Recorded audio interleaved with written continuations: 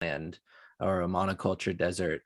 And so it's been really great to be able to learn from him, see all these projects he's been working on. He makes me feel like I should be doing more because he's got his hand in so many different things. It's really an honor and a pleasure to have you here on Water Stories, Mark. Well, thanks for being easy on me. That was good. Thanks for having me, you guys. Yeah, thanks, Mark. And somebody's already ratting on me. Mark loves pork chops. So today actually is my first official day, being finished for the season. The season here progresses from crop to crop and livestock to livestock, and I just finished up sending my my last sweet grass-fed chestnut finished hogs to market, and I haven't eaten pork chops yet. I don't know if I'm ready for that quite quite now. But one of the things I did want to mention, because I saw somebody was from the Netherlands, and then you mentioned the workshop that's coming up. The workshop coming up is in Nucla, Colorado. What we have there are two almost polar opposite circumstances. You have the Netherlands. Most of the agricultural ground, or much of the agricultural ground, is actually below sea level. And so all of the water is drained and pumped. That type of landscape and that kind of agriculture requires a different approach altogether to water management than someplace like Nucla, Colorado, where they get 3 inches of rain a year. And so when I'm doing workshops and what I teach, I don't necessarily give I don't give prescriptions. I give a set of practices, and it's the same practices that apply in the Netherlands as do in Nucla, Colorado, but obviously for a totally different effect. In the Netherlands, they're trying to get rid of the water, and in Colorado, they're trying to concentrate the water, and yet we're still using simple things. Just a simple little earth sculpting will accomplish both activities. Yeah, I find that such an important piece. People love to get into their techniques and their prescriptions and say, this is the right thing to do everywhere. And it just couldn't be further from the truth. Like you're saying, there are these practices that do cross boundaries, but then we also need to really change our specific approach based on the context of where we're working. Yeah, and then one of the things specific to the context of where we're working, what somewhat differentiates restoration agriculture from other, agroforestry or permaculture, whatever you want to call it, type farming or ranching, is that we go first and foremost to the natural plant community types that are adapted to that place and have been for eons of time.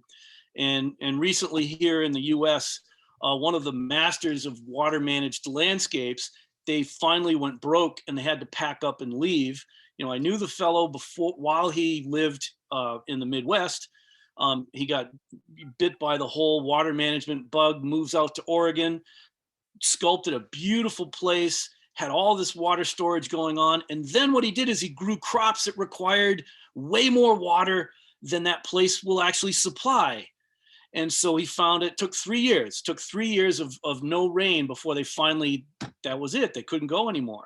Well, the difference with a restoration agriculture system is that we would go with the plants that are adapted to that place anyways. Another great example is California. California just got 9 feet of rain last week or something like that. And then they were like a year and a half with no rain whatsoever and fires all over the place. There is no farm, no ranch in California that is regenerative unless it can regenerate and persist with the disturbance that nature throws at it.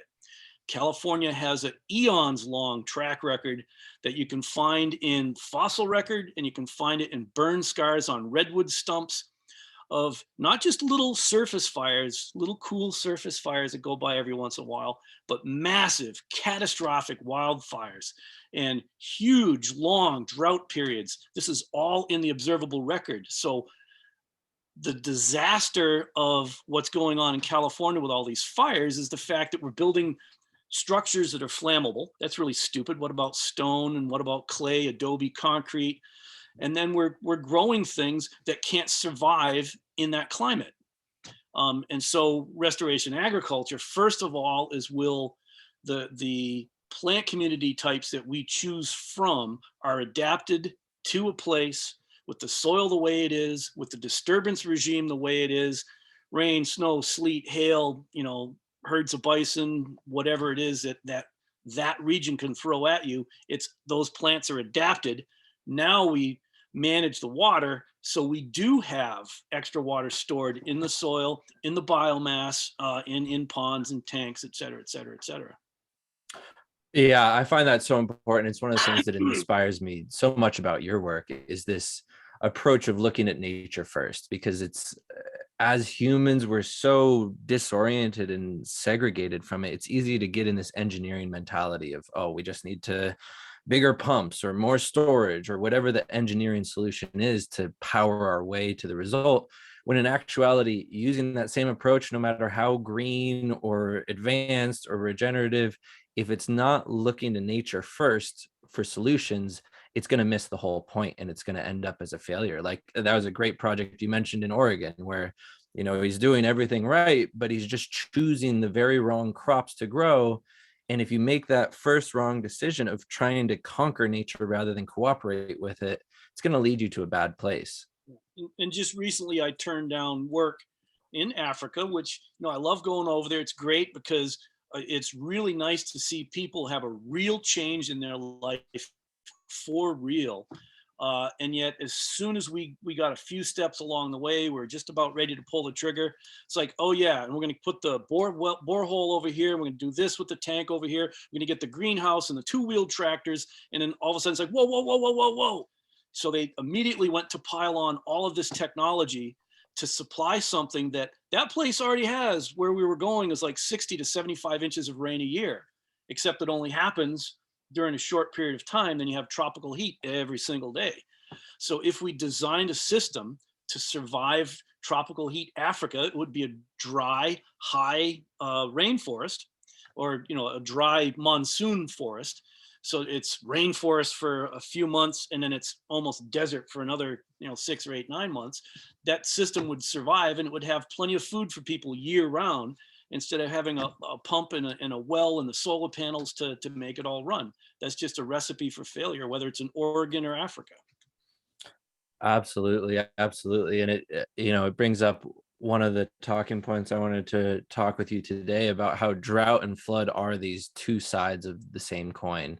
And you're making me think how really it's even bigger than that, in that it's also how we're choosing to interact with the landscape. We can change how the landscape receives water, whether it's rejected or whether it's actually infiltrated into the land, but then also how we're cooperating or managing that landscape. That's going to have a huge impact as well.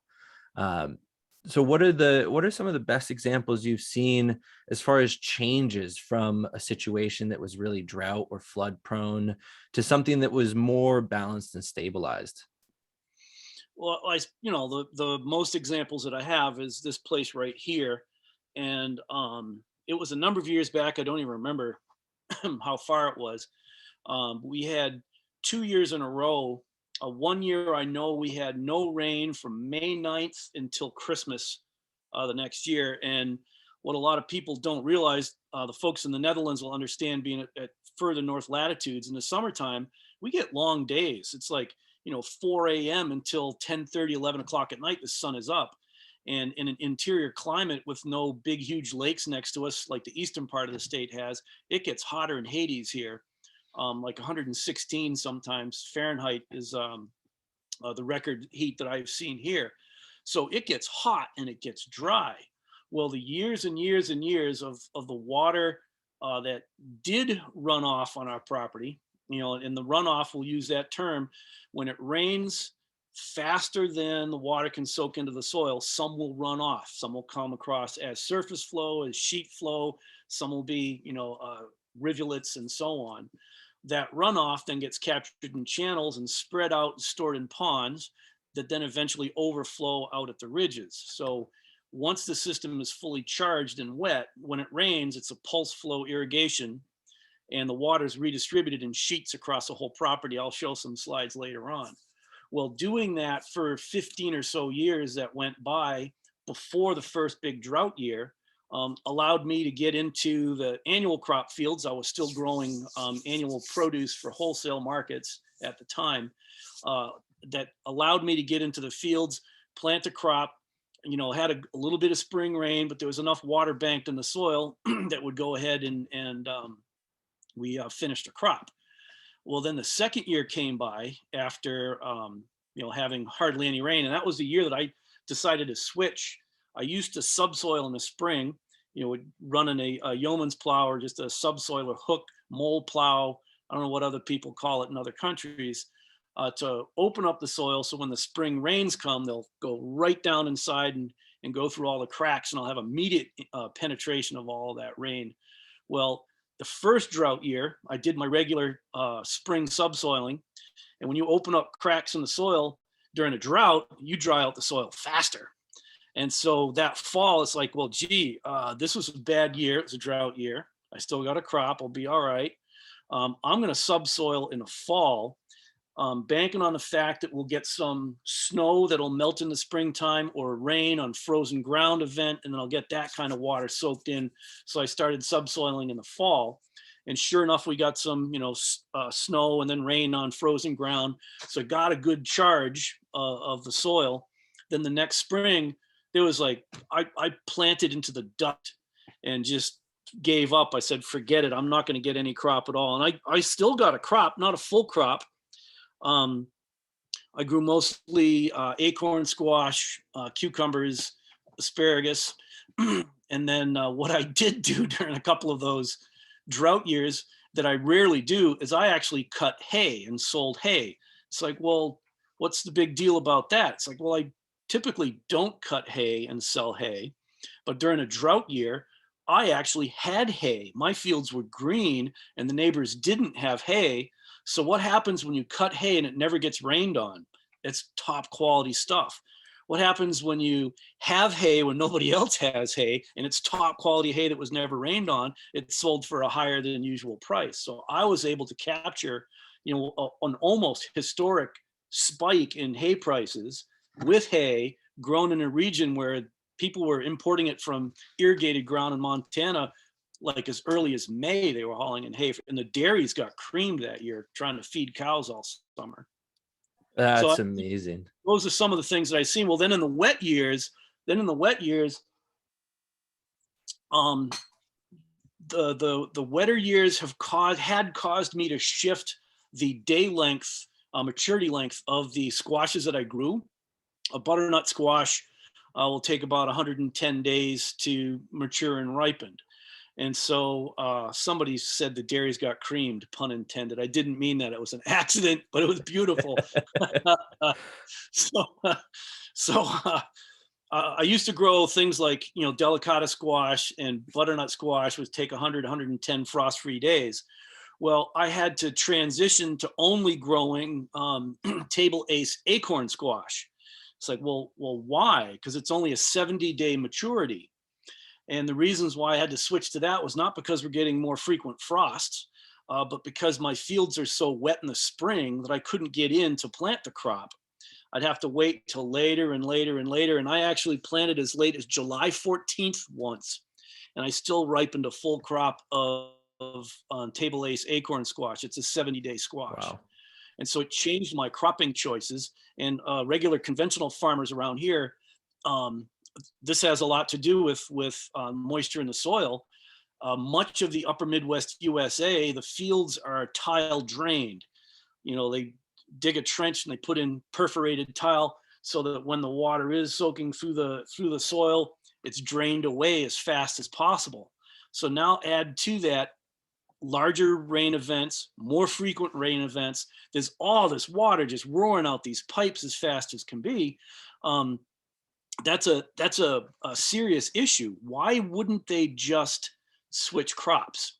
Instead of planting corn in the early springtime when it's too wet, why not wait until like July when it dries off?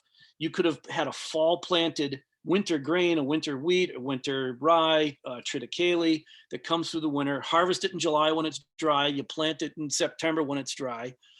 That works. But no, we've got to tile drain the fields. So then it rains 20 inches and all this water comes roaring off the fields and floods out all the towns down below. And they call it a natural disaster. It's not. It's an agriculturally engineered disaster. Absolutely. And then the drought is the natural other side of that, the component that's going to follow. Every time you're shedding all of that water away, you're discharging it from the landscape, and you're going to get these dry, dusty drought conditions that we're so often experiencing. I've been wondering, and I think I kind of heard a little bit of the answer in that, you have to be ready to switch crops, but you were someone who was really successful in growing these annual crops. What led you down this path of perennial agriculture? Was there some event, or what were the things you were seeing that led you down that path? Well, that's a long story, but I can make it quick. I grew up in the industrial wasteland of northeastern USA when tax policy incentivized all the businesses to move their factories to overseas to different regulatory climates, and so there was massive unemployment, and it coincided with the oil embargo, the Saudi oil embargo, OPEC oil embargo, 1970s kind of whatever. So we had massive unemployment. My dad was unemployed chronically. Family was on food stamps. We're living in like the hood, and then we had to grow our own food. Had to figure out how to heat our own home, and so my grandmother, my family had to move in. It was horrible embarrassment for my dad. We had to move back in with his mom. They had a big backyard and a patch of woods out back.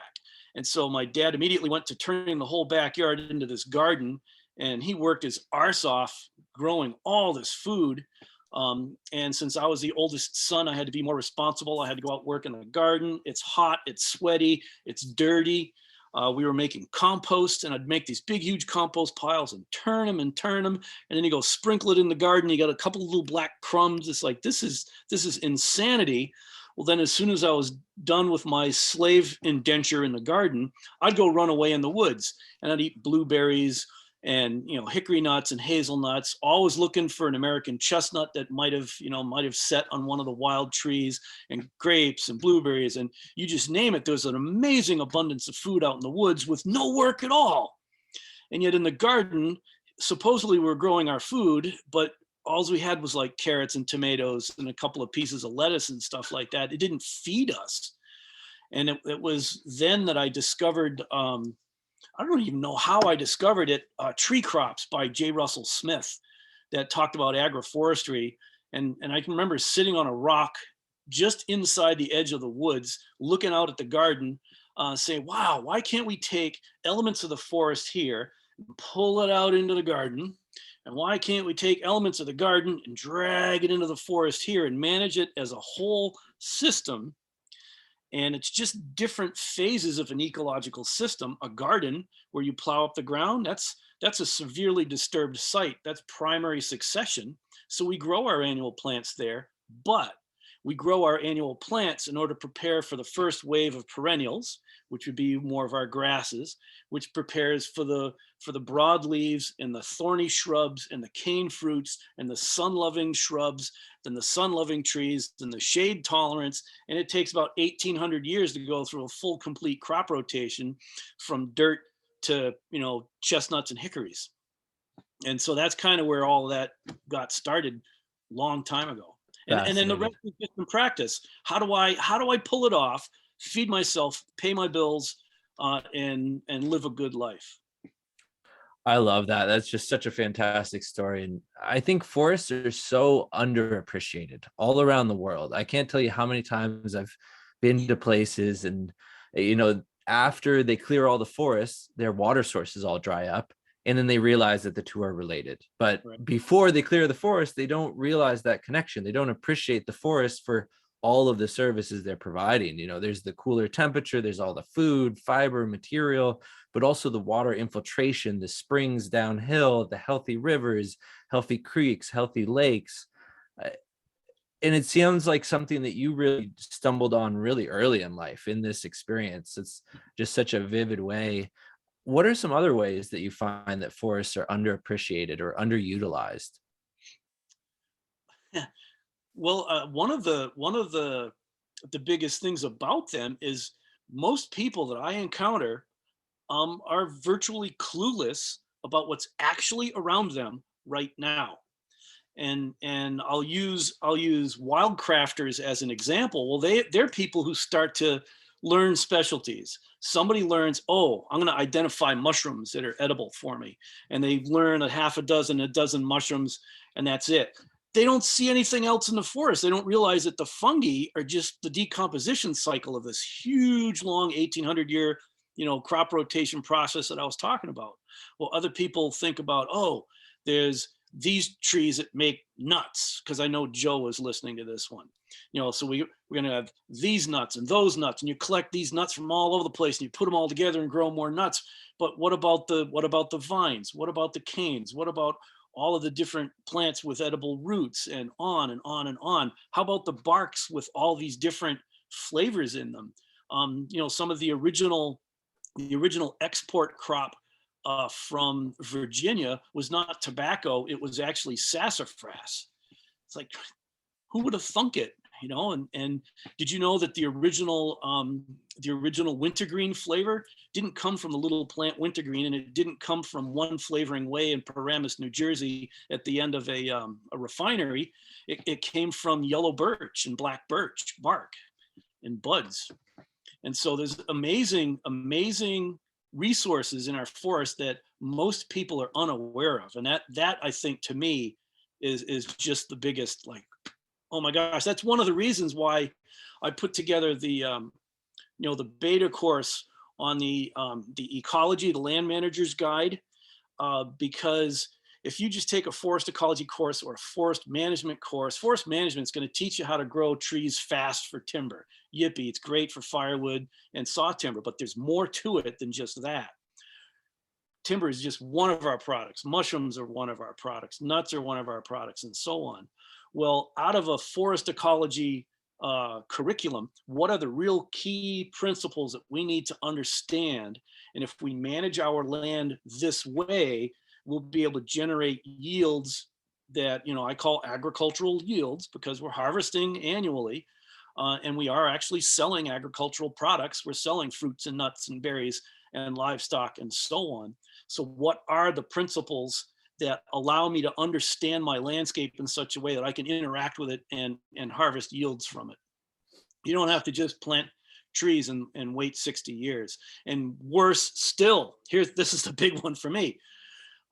Why on earth would you take a plant out of its natural ecological context, apples, for example, where in its natural context, it had soil fertility taken care of by natural cycles, extra humid environment taken care of by natural cycles. Pest control was taken care of by natural processes, disease control, and so on and so on. All of these things were taken care of by natural processes.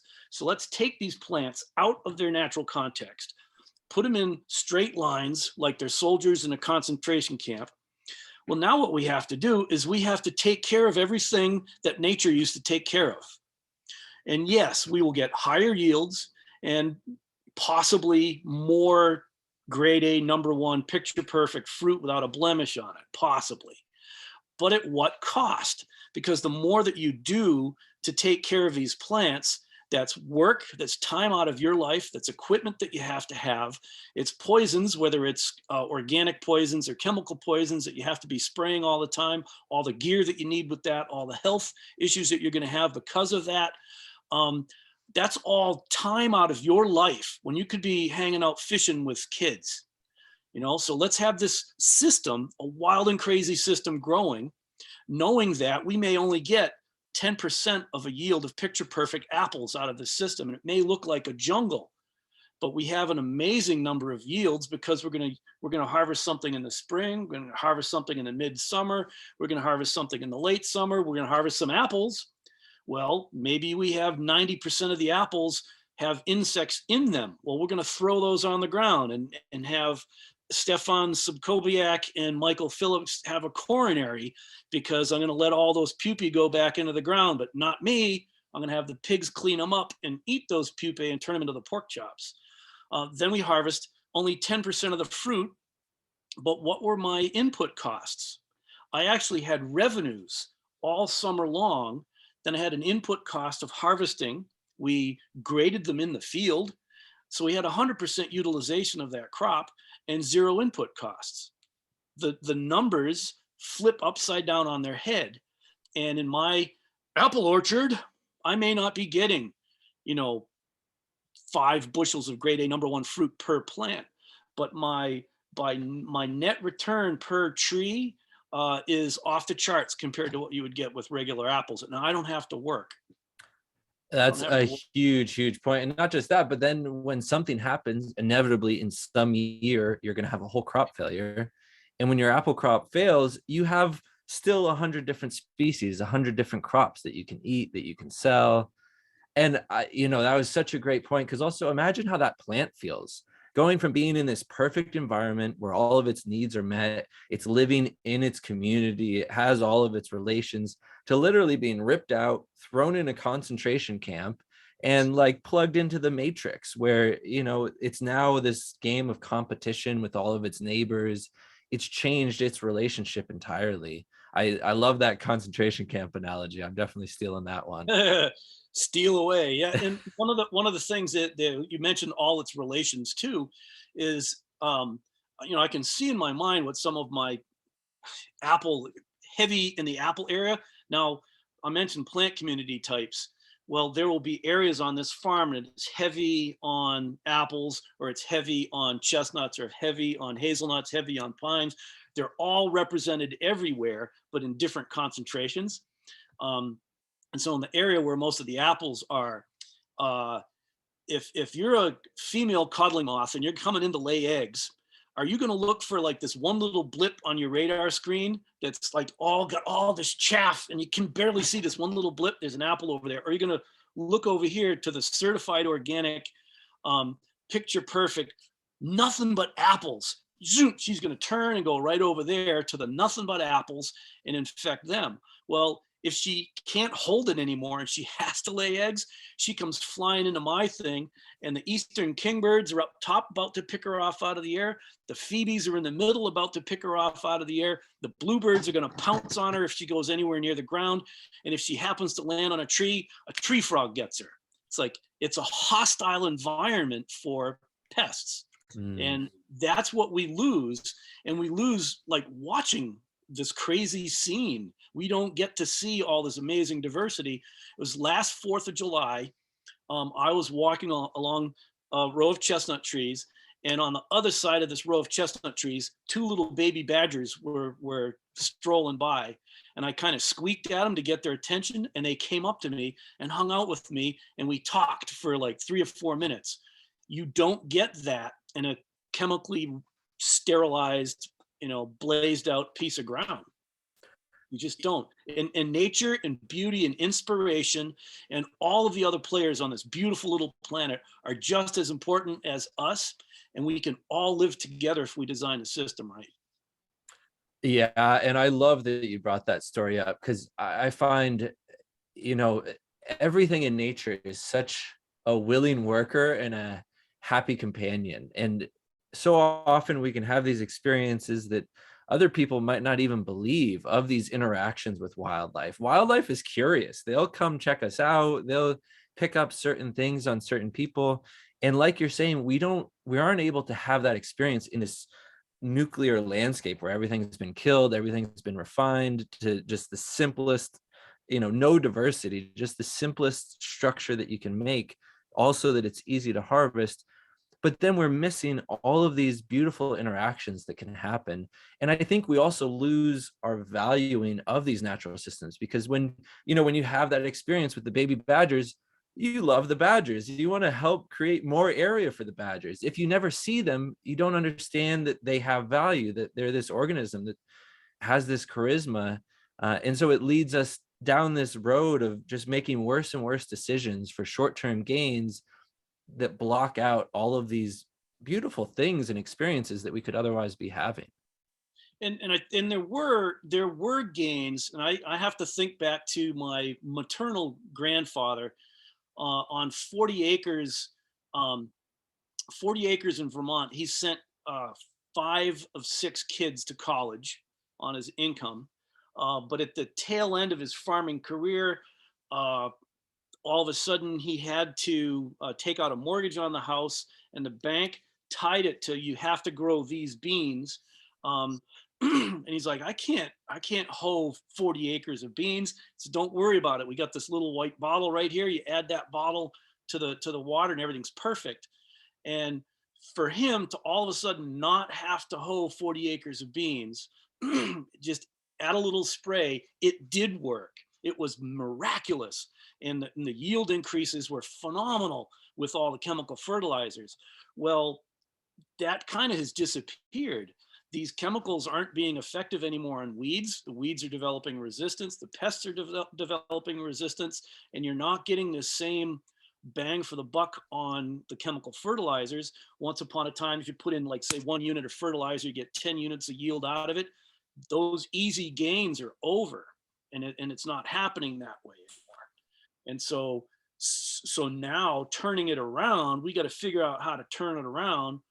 Somebody who's already in there with these many inputs, this much yield, it's hard to convince somebody that if you've got, six, say this is 6 inches, right? So if you got 6 units of yield, but 1 is your gross on top of your expenses, this is all expense. It's really difficult to tell somebody you don't get 6 inches of yield anymore. You're only going to get 3, but you're going to have more total in your pocket at the end of the year. It's a tough sell sometimes to convince people that you can actually make more money by yielding less. Yeah, absolutely. And it's so silly because it's so clear and you can look at the numbers and it makes so much sense, yet people just look at those big numbers, or the weight of the cow that they're selling. They don't look at the overall numbers of herd, but they look at the weight of the specific unit, and we get so derailed by these pieces that don't actually really affect our bottom line. They're just a big number. Maybe they help our ego, but they're not actually delivering results for our farm. And I think you bring up a really good point that these innovations had a time when they worked really well. But what has happened is the landscape has evolved to meet them and to work in these new conditions. And now weeds are able to persist, and the different plant species are able to compete and use these fertilizers, so they're not being effective anymore. It was really just a narrow window of time that we created this effectiveness. Now the landscape has evolved and matched, and so it's no longer effective. Part of it is that we've, by the continued heavy tillage and then herbicide, burned down with herbicide, we burned off most of our organic matter. It's gone off up in the atmosphere. So now we're not getting the water penetration anymore. We don't have soil life anymore. So we have no natural bank of fertility in the soil anymore. So we're starting basically with a moonscape, and we have to resurrect that. Yeah, absolutely. Absolutely. And I mean, it's really kind of the story of what you did with New Forest Farm. We heard a bit about how it handles water so differently than the surrounding landscapes. I wonder, you've done all this work to spread water out, to create these perennial forestry systems. What are the things that you've done that delivered the biggest impact? And what are the things that you've done that delivered the smallest impact? The things that you're like, I wouldn't do that again. And then the other pieces that just, yes, definitely do this. This was the most worthwhile of my time. Well, most and least is kind of like, these are big words and they're extremes. And I'm kind of like a ecosystems guy. So everything is contributing. Some things are important, et cetera. But one of the things that I really do value is the rearranging how we orient our growing of crops. So if you've got a field, a 1 acre field, if you've got it oriented this way because you feel like it, or because there's a road over there, the property line, that's one choice. But once you reorient your fields to interact with the water and to help you to distribute the water in the direction that will increase your overall productivity, reorienting the direction of our fields to interact favorably with water is key. Is totally key. And then the second thing I think would be the second most was using the natural plant community mimics. You just can't stop these things. They're growing in the ditches on the side of the road. I was in the Netherlands a number of years ago, and we did a bus tour going from farm to farm. And after a while, it came to be a big joke, as soon as we got off the bus, I'd run into the ditch to look to see what was actually successful instead of out into the farm. And so those two things right there is managing the water and having the natural plant community types, the edibles and the saleable products within the natural plant community types. That's great. I love that. And there's such simple things, reorienting your pattern of cultivation. You're not doing any different work. You're just changing your mindset.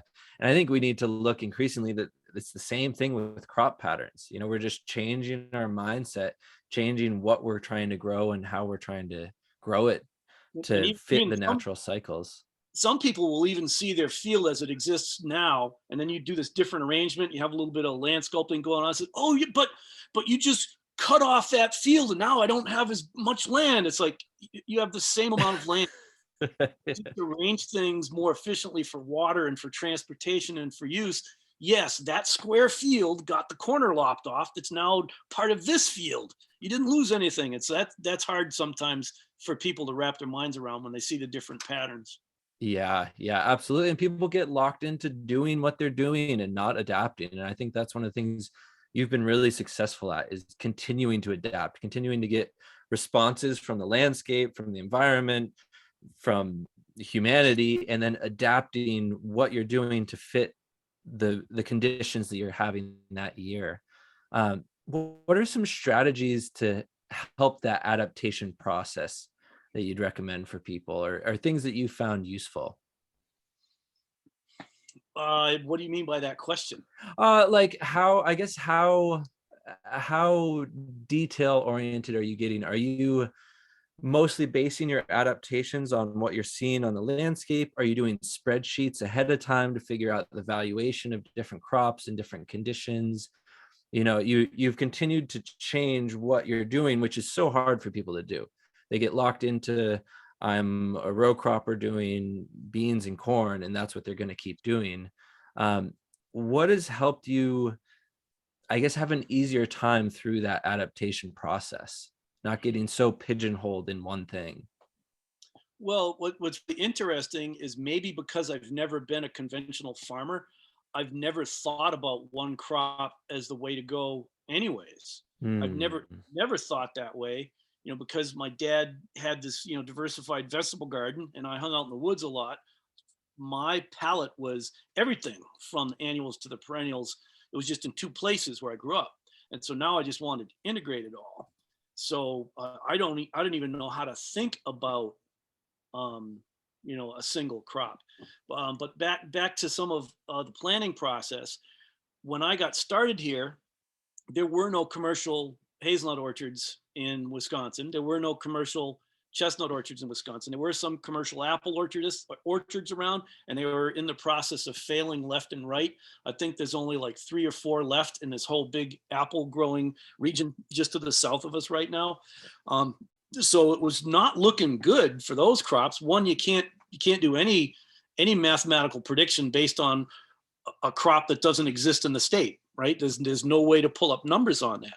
So that wasn't what I based the whole idea on, my cash flow anyways. It was, well, there's a new co-op getting started down the road. A handful of vegetable growers get together, instead of doing CSA and farmers market and making $125 on Saturday. Let's all pool our products together, put them on pallets, sell them to a distributor. We get paid about 2/3 less than we would have otherwise, but the volume goes through the roof. So would you rather sell, 5 cucumbers at $1 a piece, or would you rather sell, 2,000 cases at a nickel a pound?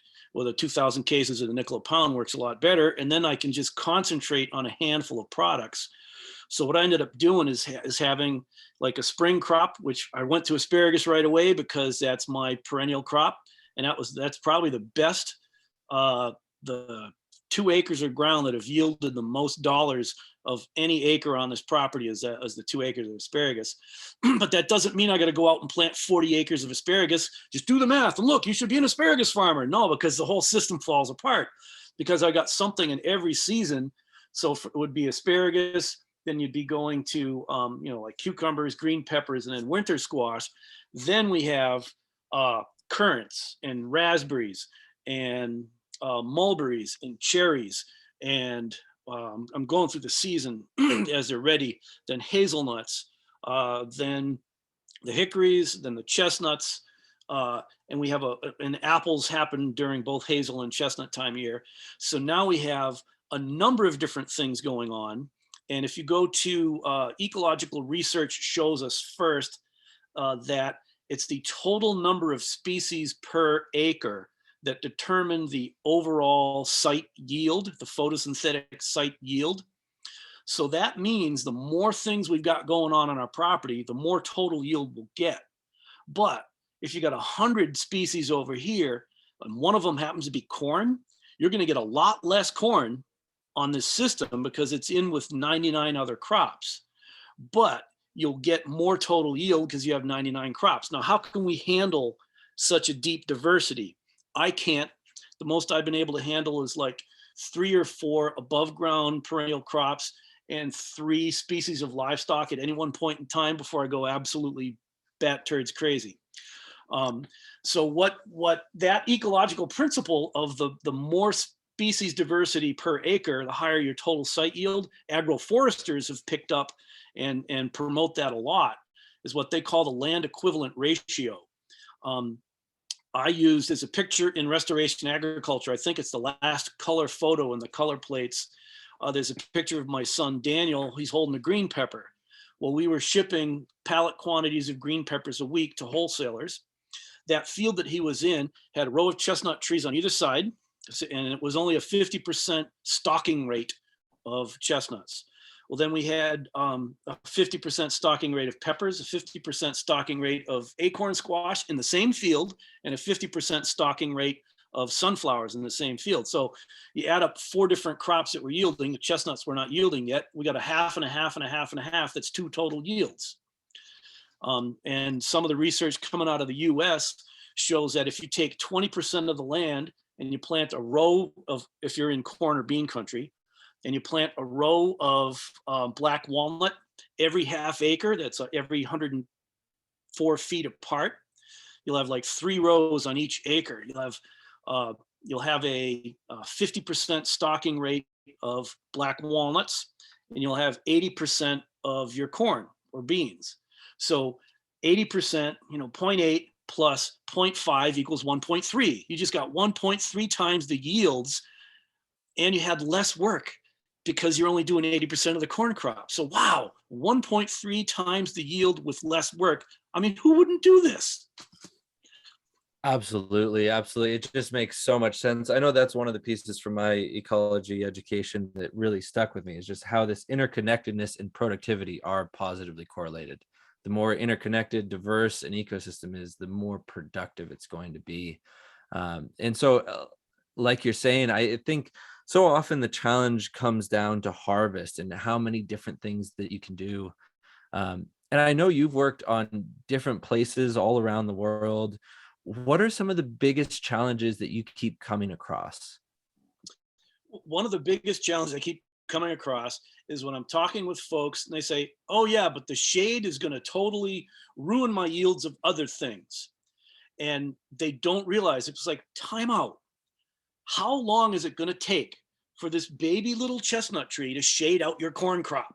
You're going to be dead by the time it starts. And then if it does start to shade out your corn crop, cut it down. Turn it into lumber, turn it into firewood, make chairs. You get to pick and choose. And once you have that diverse system, if there's a part of the system that's bothering you, eliminate it. That's not a big deal. And like you were saying before, people get so pigeonholed on one thing. Sun is not the only variable. Right. Wind is a variable. Temperature is a variable. The tree can not only not have a negative impact, it can sometimes have a positive impact on the crop. Definitely can. Actually, I don't have it here with me right now, but I took pictures this morning of hazelnuts. I've got hazelnuts, and instead of trying to trim them to force them to become trees like they do in Europe and Oregon, I let them stay a bush. here's these hazelnut bushes. We had a really hard frost last night, and within a 10-foot radius around the hazelnut, there was no frost. It's like, I don't know why, I don't care why, but if I understand that around these hazelnuts, I got a 10-foot zone of frost protection. Well, what am I going to plant next to hazelnuts if I'm going to plant something? How about something really frost sensitive? I'll know I'll get a little bit of frost protection. One of the things that we haven't talked about at all yet is like water. Aren't we supposed to be talking about water? Patternings. One of the things I did actually, Zach, is I just popped up a real quick example of a project that I've done in upstate New York, where it was a transition from a row crops farm, highly eroded, all this kind of whatever, and they finally decided to go ahead and make the transition. And I can show some of the other benefits that come along with it. It's pretty quick. It's just a handful of slides. We'll throw it across. So you see the picture behind Zach. That's a water managed landscape. That's Sepp Holzer's Kramatohof. Well, the projects that we do at Restoration Agriculture Development don't necessarily look like Sepp Holzer's. They're a lot more oriented towards working with, ag practices, tractors and plows, or horses in the case with Amish. So it's a lot more, there's a lot more alley cropping with rows of trees and alleys in between for growing stuff. So I do have a little slideshow if you want to go quick. I can show some of those, and we can maybe, oh crap, I just lost you. How'd I do that? Oh, we're still here. No, you I lost you. That's not the problem. Yeah. Yeah, that would be great if you want to take us through that project. There's that. Now why is it zipping back and forth on me, Zach? What do you get for having a tech clueless guy on? You're right. You're pretty seasoned in the ways of the Zoom. All right. So if you do share screen. Yeah, but I got to find my screen. Okay. Oh, do you have two screens going on, or? Yeah, here we go. Now we're sharing. Yeah, awesome. There we go. Yes, my desktop does look like that because that's how my mind works. All good. All right. So this was a property. It's clipped off a bit on the left side, but it's no big deal. If you look at the surrounding countryside, it's hilly. It's a very steep property. It was 100% forested when European settlers showed up. So they logged it all off to make warships. And then they cleared off the agricultural fields and farmed with horses for however many hundreds of years. This property is in an area where it was in the 1600s when it was settled by Europeans and farmed. Look especially over here, this kind of ruddy, rusty, brushy area. What had happened is you had this rich forest that was soaking up all this water, holding it in the biomass and in the soil. You cut it all down. Now you get a direct contact with the rains, starts washing it downhill. And so what they did is where they started to get erosion, they just ditch it to drain it. So they ditched that, and then they ditched this. And then even in the individual fields, they started ditching it more and more. Well, this field down the bottom, once upon a time, it was their richest ground. It's like a bottomland, river bottom soil, super thick, deep organic matter. Well, they flooded it out and it's a swamp. It became unusable because all of the water that was up here in the headlands came roaring down and now floods out the bottom. So that was the first ground that was abandoned. Well, then this over here had shallow, where these trees right in that spot right there, there's a shallow down to bedrock, shallow ledge. And so it really kept weeping a lot across this field. And this was all overgrown with multiflora rows. And notice the use pattern straight up and downhill. There's like a whole bunch of issues going on with this property that we wanted to address. So what it did is it caused this original runoff pattern that whenever it would rain, it would just gush water and there'd be flash floods. So what we did then is we went and now it's the same land, but you know that triangle of rusty, ruddy area? We went ahead, we cleared it out and reintegrated it into the farming system. If you are going to be doing a water management system such as we do, and we talk about in the Water for Any Farm, is you don't have 4 or 5 separate fields. You have a land base, and we can integrate the whole entire land base with the water management system to solve your water issues, to open up new ground, to dry off areas that are wet and moisten areas that are dry. And this is the pattern that we chose right here, and you'll see how it unfolds. This pond, I believe, ended up being something like 18 or 20 feet deep, holds fish, salamanders galore on this site now that it's a couple of years old. So we made these linear swales and berms. USDA calls them terraces. Since we do work in USDA territory, we use the construction codes that the USDA recommends. And so all of the tolerances of our channels, our swales and berms, our terraces, whatever you want to call them, they're within USDA tolerances, but we steer them to move the water the way we want to move it. Instead of running straight down that screen that way, we started pulling it in from the side, put it at fill a pond, have the pond overflow, goes into the next pond. At the end of the pond, it discharges in a sheet. We try to take linear flow, like if if rain happens and goes into a primary valley, there's linear flow. We try to straighten that out and make it a horizontal sheet flow instead of a channel flow. And then it discharges into the next swale, brings it over, discharges into the next one, and so on, cascading down the hill slowly. So the water has way more residence time in the landscape. It has time to soak in deep and actually infiltrate cracks in the bedrock or whatever the aquifer layer is, if it's sand or gravel underneath you. So we're getting that water to soak deep instead of puddling on the surface, and we're not rushing it off crazy.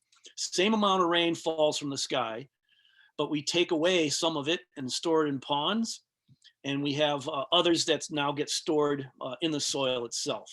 And that now gives us these fields.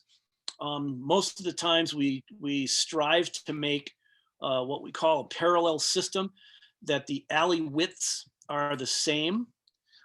What's interesting about the alley widths, this has some that are wonky, but the alley widths, if you look at the shape of the ground, then the ground is different slopes all along the way. If you're looking at it this way, they look like they swing left and right wildly, but they're really close to parallel. And this is designed based on haying equipment. 4 passes with a pull behind hay bind will be approximately 55 foot wide between swales and berms. And so this system here is an alley where there's now hay grown in there and they're grazing cattle, swale, berm, and the row of trees. And then the trees that we put in, we go high density, we go with seedlings. Some grass will be put in mostly for their pollen contribution. So we want to have seedling diversity because we want to have the genetic ability to overcome new pests and new diseases, new weather conditions, which are happening all the time. And we also are constantly doing on-site breeding to select for early to reproduce, high productivity, pest and disease resistant crops. And this system was based around the oak plant community type. The Fagaceae is the genus family. That oak, chestnut, and beech are in that family. They are almost always found with apples, hawthorns. Then they're found with cherries and plums. They're found with hazelnuts as the shrub layer, shade tolerance or currants or gooseberries. Then there's fungi decaying it. There's grapes climbing all over the whole mess and grass all around it. And that's a perennial ecosystem. Everything that I mentioned, from the beech nuts to the acorns to the chestnuts, all the way down to the mushrooms and the grass, 100% of it is for sale. You know, how many different layers that I just mentioned? So that's all based, this system right there is based on that system. No matter where you go, there is a plant community type that exists there, that human beings, if they've ever lived where you've lived before, have subsisted on that all the way back for eons and eons and eons, whether you're in the Arctic or in the tropics. There are plant communities that live with one another, have multiple yields during multiple different months that will actually feed human beings We don't need to get stuck growing maize. Man, beautiful project, Mark. I love that. That's just such an excellent example of everything we're talking about here. How you've taken the situation where it was all flooding and it was making the land on both ends of that flooding spectrum unusable, the land that the water was being drained from and the land that was being flooded, and have turned this landscape into a giant shock absorber where you're impounding all of that water, infiltrating it into the ground, relieving the flood pressure and also relieving the drought pressure. And I love the point you brought up about the seedling diversity, because I find so often we've distilled this huge diversity of species that was on this planet for agriculture down to this narrow, tiny window. Where even apples, we used to have hundreds, thousands of different types of apples. And now you go into a supermarket and there's a selection of 4, maybe 10 different cultivars. And we're grafting everything onto the same rootstocks. We're just narrowing that diversity out. And the only way we're going to be set up for the future is to have that diversity. And so these places like what you're creating, like what we're creating, they're seed banks of diversity that, flash forward 50 years and people are going to be coming to places like that to harvest the genetics that worked out really well because people like yourself had the forethought to put them in place. Right. And actually that's how the Forest Agriculture Nursery operates, is it actually works with the growers that we've installed systems like this, and we continue to pull genetics from there. And so we have nurseries in various different regions where we are growing regionally appropriate woody crops that weren't grown in an ivory tower. They weren't bagged and pollinated with a paintbrush and, recorded statistically and all that. They've been out there duking it out with whatever that place can throw at it. And they're the survivors. They're the high yielders. They're pest and disease resistant. And then we keep the herd moving through the process of mass selection.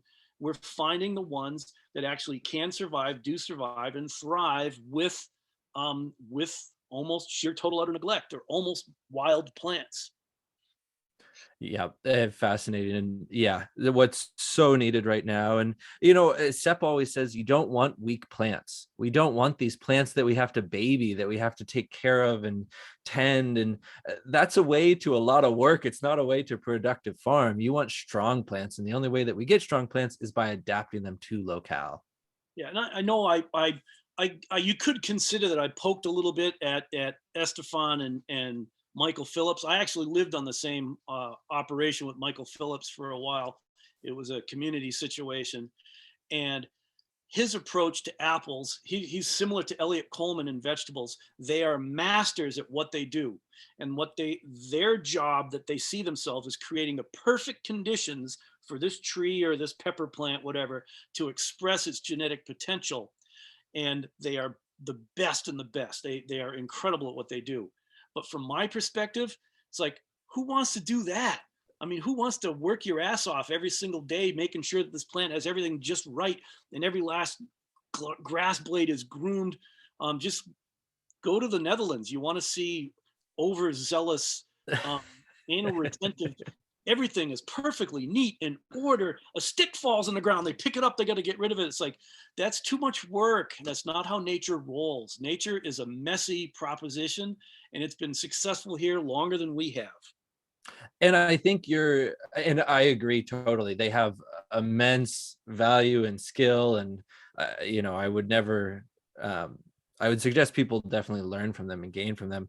But what you're doing and what I seek to do as well is have a little bit bigger perspective, where instead of trying to maximize the genetic expression of that plant, we're trying to maximize the expression of that ecosystem. Where what can we do on an ecosystem level to help that whole interconnected piece maximize its own expression?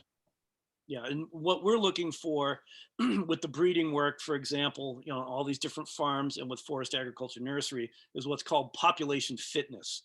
Is this population of apples or chestnuts or hazelnuts or whatever the woody crop is, whatever the animal is, the livestock is, it's that population has to be fit enough to survive that place through all the different things that it goes through and to reproduce itself.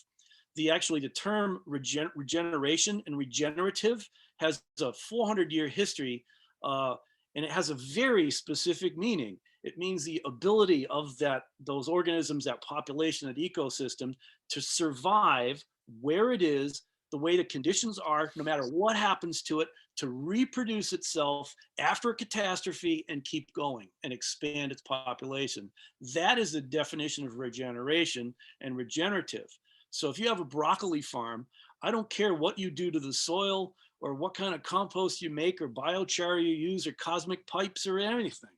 If a fire goes through your broccoli field, it will not regrow itself. It is not a regenerative farm, and it never can be, unless broccoli is one phase in this natural succession that might have an 1800-year trajectory before that old growth forest gets strip cut into little clear cuts and then grown back into farms like Seps in the background. Yeah, yeah, and I think, you know, it even kind of brings us back to colonization and how it was very natural all around the world. We had these diverse diets, we had these diverse plants that we co-evolved with and understood how to work with, to then refining it all down to one system and taking all that diversity, disregarding that knowledge. And so now we need to kind of rediscover that knowledge. We need to rediscover what are the ecosystems that were in this place, that were supporting these people, and how can we begin to understand and use those within our agricultural process. Yeah, I agree. And the one thing that I want to bring to that is that even if you have skin that's this color, there was a division within this skin color. There were the peasants. I come from peasant stock. My mom's side of the family, the Irish side of the family, they were called the Bog Irish. And they got chased back, kicked back, tried to get colonized, subjugated, forced to grow potatoes for the king. Well, my mom's ancestors didn't. And they kept going further back and further back until they were living in the bogs and scratching a livelihood in the swamp somehow, until finally they called uncle. They were some of the last indigenous, you know, Celts in Ireland. And then they came to the New World where, sure, they were given, you know, free land to homestead and all that kind of stuff. But then they had to meet the colonizers' markets. You got to grow what they say you grow. Can you imagine, like, all like in the southern USA? Yeah, free land. Oh, but we have to grow tobacco to export to France. It's like, this is mindless. But Absolutely. So yeah, And that's a great point that, you know, everyone has been touched by colonization, and really either side, if you were the colonizer or the colonizee, you still have a worse relationship with the landscape as a result. So right. it's something that really is ubiquitous around humanity at this point, with few exceptions. And because, again, I saw the person from the Netherlands, and people are talking about the UK and all that. There were several different systems that indigenous Europeans used before they were colonized by the Roman system. And one was the coppice woodlot type lifestyle. You know, you would live in a modified forested environment that you kept somewhat open. On the mainland, it was called the wood pasture. You would have like these thickets and groves of all these trees. And one of the most common wood pasture plant community types, see if you can, if you've heard this before, it was based on oak, chestnut, hazelnut, apple, grapes, raspberries, currants, gooseberries, and livestock, cattle and hogs and sheep. I mean, it was a full, complete ecosystem being managed by indigenous Europeans. And there are these great examples all around the world of, you know, exactly what you're speaking of, people managing the landscape in a way that really respected the landscape and where the landscape suited the people and produced what they needed. So that's the mission that we're on, because the planet is in desperate need for every single one of us who's participating in this forum right here, not just to go hang out and get a workshop junkie high by seeing another webinar, but actually somehow figuring out how to invest in a piece of real estate, buy one yourself, either as an investor or to get out there and actually manage a piece of real estate. Don't buy a beautiful place, buy a piece of junk that needs help. Help it out.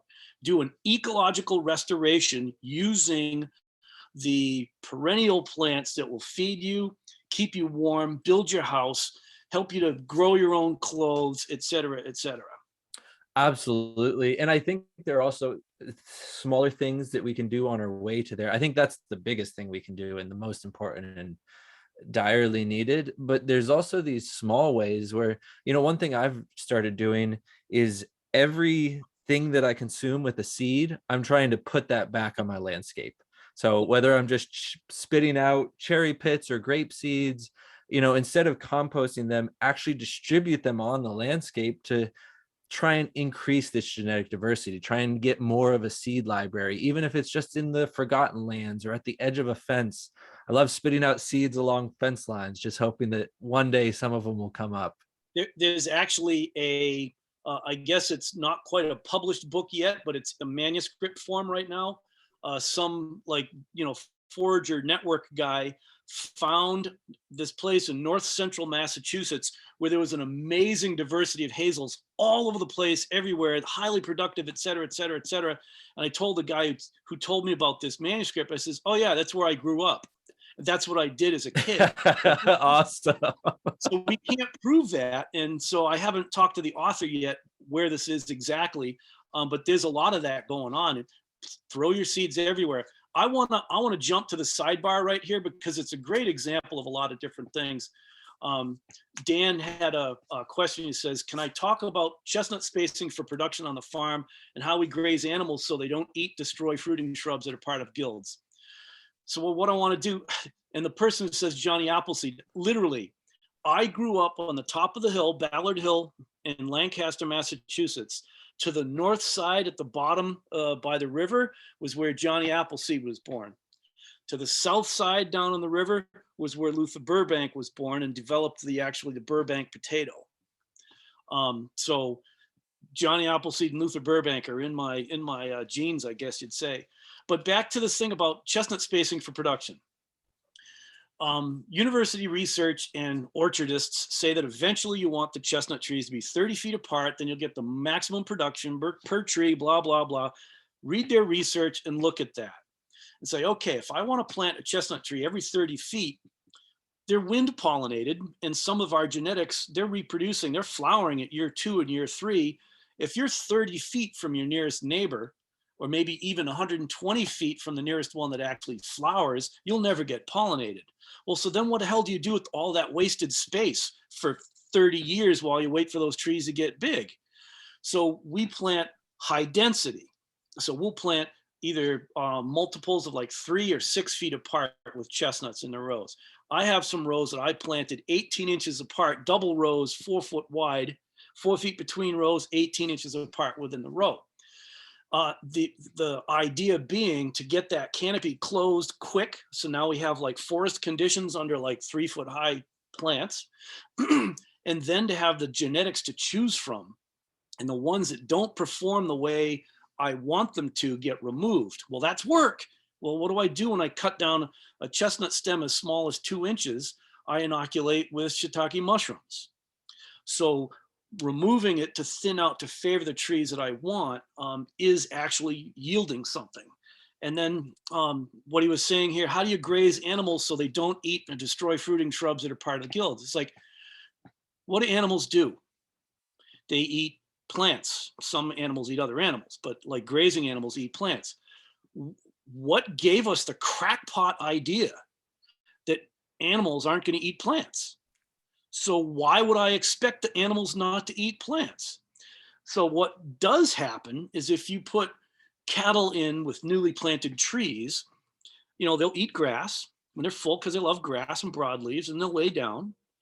Well, then after they've digested a while, they'll stand up. Now they're not really hungry, but they'll be curious and they'll poke around. So they'll start nibbling on your trees. That's the time to move them.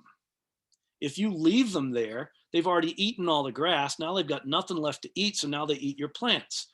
So if livestock are eating your plants and destroying them, that's your fault. You didn't move the animals. You didn't provide them with enough of their preferred browse and the preferred forage for them to eat. And so it's an issue of either moving them frequently enough, and it's an issue of just accepting it. Animals eat plants. They do. Hey guys, I'd like to pop in here real quick. How about we start moving towards the Q&A? That's right. I'm cutting you off. You've had too much knowledge to drink, Mark. Too much knowledge and experience. That was great. Yeah, This but is that seems fantastic. good. Yeah, start diving into the circle questions. That But, seems great. We have a lot on here. Before we do that, would love to talk to you guys about, like opportunities where you all can learn from Mark directly. I know, like, this is just this tiny sample of this incredible knowledge that Mark has to share.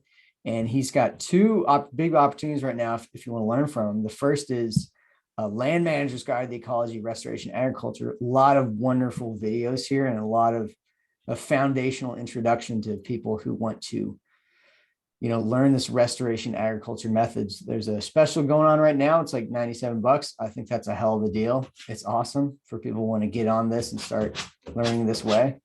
My dog is scratching at the door. Sorry about that. Real quick. And there's another thing going on, a workshop in Colorado with Mark. So nuclear workshop, that looks really cool. Geez, I would love to be there. That's hell of a deal. It's about $300 or $397. But yeah, if you want to be in a workshop with Mark, that's later on the month in November. And if I was anywhere in the mountain states, would totally do that. And we're going to be posting these links in the chat box to the workshop and the restoration agriculture guide. So Cassie, if you could post those, that would be awesome. And why don't we move to circle questions whenever we're ready? Yeah, I'll start running through these and we'll get your responses here, Mark. We do have a lot. And then I think we'll just cover the USDA NRCS stuff within this. So Zach, do you want to do the share on these? Like, do you want to share the screen for? Yeah, I can even just read them out and then people can mostly be seeing Mark's beautiful face while he's chatting. Okay, sounds good. So first question here. Hi, Mark. Just started working on my property, 15 hectares in Poland. The site is overgrown forest nursery with lots of 15 to 20-year-old rows of larch, bunch of evergreens, and red oak, which I all consider somewhat undesirable in a silvopasture setting. Whole layout of this trees is along. Why? Okay. Why are those undesirable in a silvopasture system? That's a great question. I would say the same thing, that they could be super useful. Yeah. But so the whole layout of this tree is along the slope, making it impossible to keyline any of that land. Our interest is pastured sheep and geese mixed with forestry alley cropping. What would your approach be, considering that there's no water bodies on the site and water retention is our main focus? And then they asked about sealing ponds with only clay, sepulcher style. What would be your primary considerations using this type of seal? What are the most common mistakes? We're going to have to go way back on this because there are a lot of things in there that are concepts that have been brought to this landscape. And I'm not like putting anybody down or dissing anybody. And I'll pick Dan again as well. He says, well, after you thin them out, what's the ideal spacing? What the hell is this concept of ideal anyways? Tell me in nature, what's ideal? What is ideal? Describe. Ideal is a human construct. It's a concept. So this whole idea that, oh, here's these trees and therefore I don't like them, that is a concept that you brought to the table. What there is there is a landform. It's shaped a certain way. Okay, we have to deal with legal descriptions, etc. It's got a certain vegetation type on it. What vegetation type is it? What are those species involved? Now, what is our long-term goal if we want to do geese and sheep? Now, how do we get to a system where we have a silvopasture system and have some kind of alley crops they want in between? We're going to have to cut some trees. If we want to manage water on the site, we might have to cut some roots. And so what we do is we now design a system. We can design systems through wooded areas that also manage the water, and it will impact some trees. But we're planting so many more trees on top of that afterwards that it more than replaces it through time. and the water management impacts are so much more beneficial than just having the water run off. So I don't even know how to begin to answer that question other than what are your goals, and understand that you have a land base. It is what it is. It's where it's at. It has the water relations that it does. It has the plant communities on it that it has on it. Now pattern yourself after that plant community, and move toward accomplishing your goals. That person would be a perfect candidate for the land manager's guide, because what I am not talking about, I'm not talking about orcharding. I'm not talking about forestry. I'm not talking about gardening. I'm not talking about compost. I'm not talking about all these other things. I'm talking about managing an ecosystem on planet Earth. How do we do that? Which is exactly what that person was asking about. So, phew, I'd start with the land manager guide course. Yeah, absolutely. And, I think it goes back to just when you're in this situation, start with your land. It's so easy to say, oh, I've seen Mark's place. It's this incredible thing. He's done this keyline design. He's done this agroforestry system. I want to create that, and disregard the landscape that you actually have. So don't start with that you want to do keyline design or that you want to do silvopasture. Start with your land, learn about your land, what's happening to it, and that's going to teach you which direction you need to go. Yeah, and if you're in Alaska, your place probably won't look like the picture behind you, Zach. And if you're in Arizona, it probably won't look like what's behind you. You have to design it based on the things that actually work there. Yeah, 100%, 100% agree. Next question.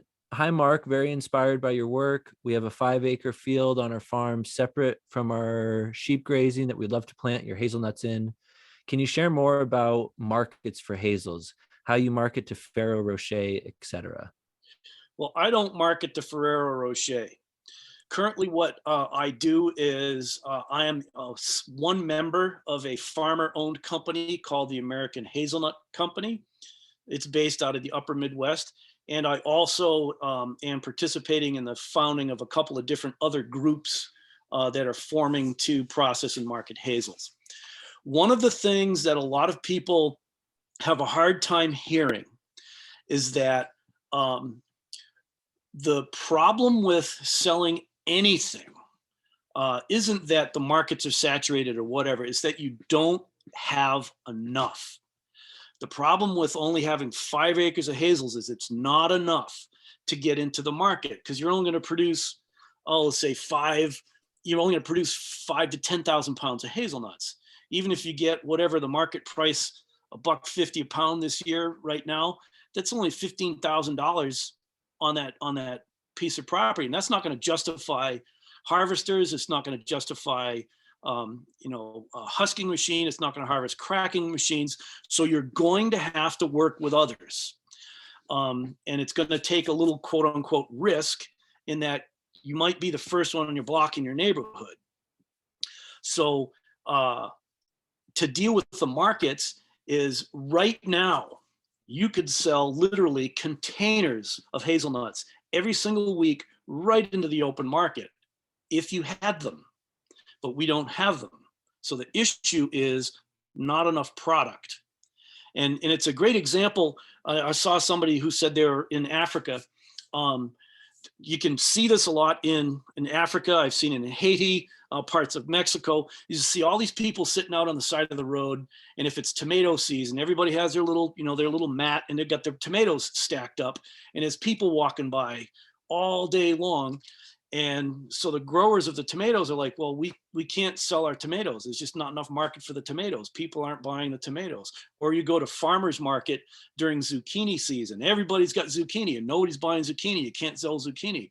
The problem is you don't have enough zucchini or tomatoes to put them on a truck and get them to the real market, where every day of the week there are semi trailers full of produce getting unloaded in terminal markets in every major city of the USA every single week. And unless you have the volume to get into that truck and into that market, you can't sell your stuff. And so you don't have to get big individually. You can get big by joining with others. I've been a 26-year member now of the Organic Valley Cooperative. There was produce when I got started. There were 6 of us vegetable growers in the produce pool at Organic Valley. There's several hundred now. And the company as a whole, which included dairy at the time, had $300,000 of annual sales when I joined. And it was in 2015 when it crossed over the billion mark. So it's a $1 billion business that we started by joining together.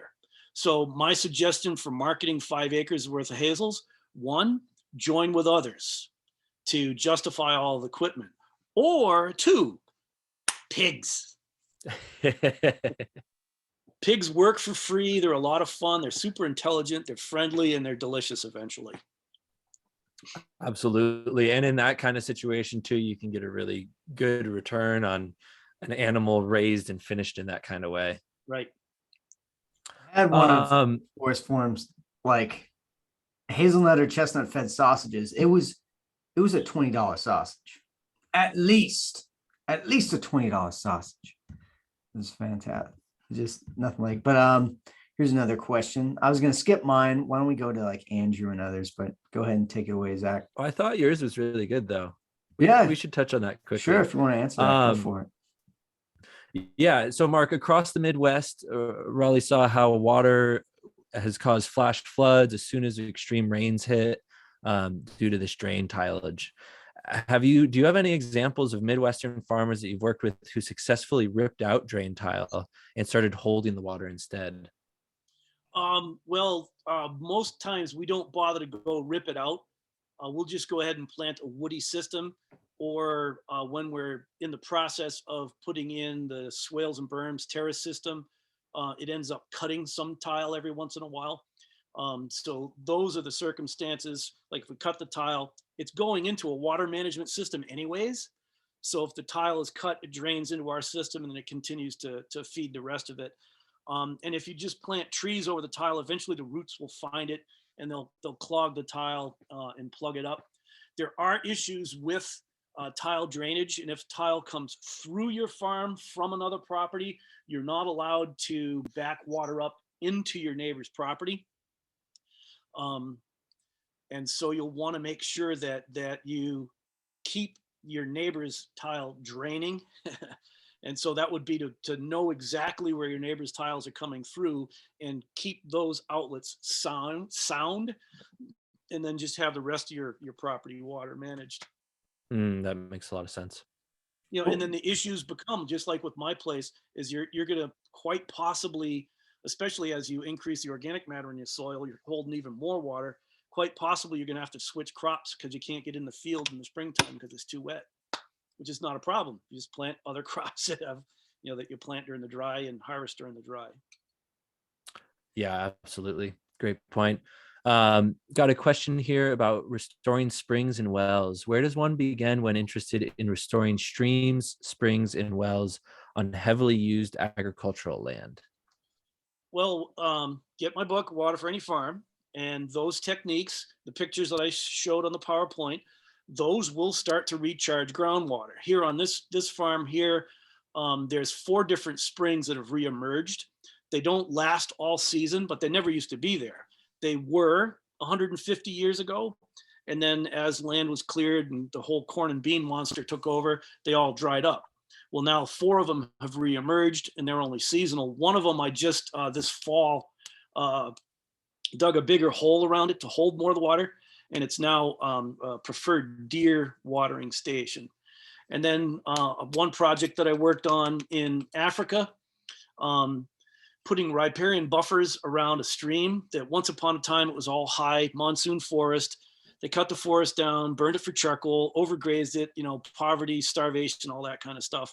Well, after replanting a forested riparian buffer that includes food plants, so we actually can feed ourselves and sell some crops, it was only 4 years and the river kind of woke back up again.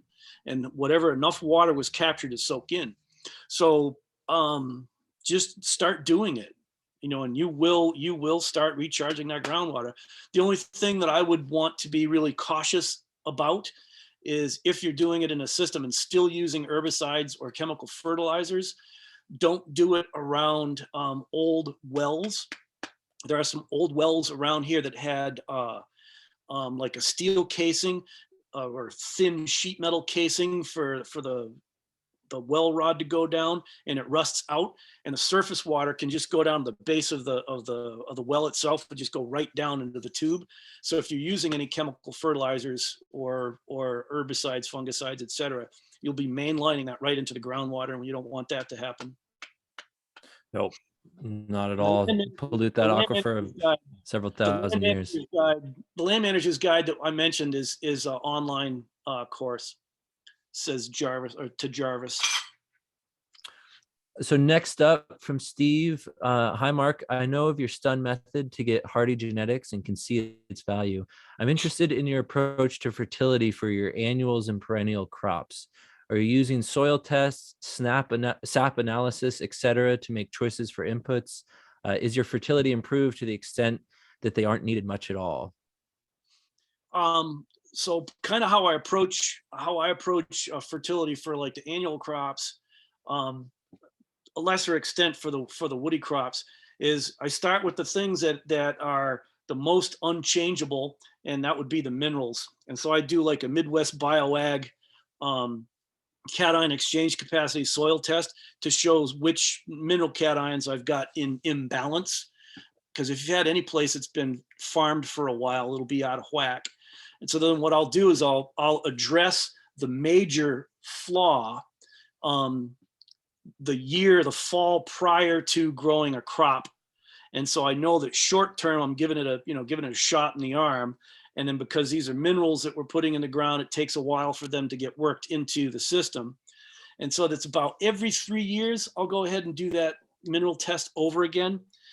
And then as far as soil life and biological activity, when you have strips of perennials going through the system, you have a refuge of all the soil life that's going on. And if you're growing in narrower fields that are now going between these biological refugia, all you have to do is you go right into your cover crop phase, and everything is colonizing the alleys from the edges where all you have all your hedges or your rows of trees, etc. And then as far as crop rotation, I'll kind of go quickly what I did on my annual crops: grow, plow over the sod, because then I'll have a big nutrient release for a crop that can aggressively steal it, which would be something like the winter squash. Well, now the winter squash has kind of done that initial slug of decomposition. Now we want to have a plant that will produce a lot of fruit next year, but not a lot of vegetative growth. So it'd switch to peppers in the second year. So immediately, as soon as the winter squash is done, put winter rye or winter triticale down just for a cover over the winter. Then plow it under, grow peppers. And then in the fall, a winter grain crop again, mostly winter rye and winter wheat of what I've used here. Then the following spring, now after it started to come up, I'll put on a mix of white clover, alsike clover, red clover, hairy vetch, and yellow sweet clover. So I got 3 or 4 different clovers. Some of them eventually go on 8 feet high that are now underneath the rye. I let the rye grow to maturity, so it's hard and woody. And they say it's like about 5 to 6 tons above ground hard woody biomass in winter rye, and an equal amount below ground. Now that's slow to decompose. Now that's a massive slug of carbon. So what I'll do is I'll then go ahead and roll the rye down.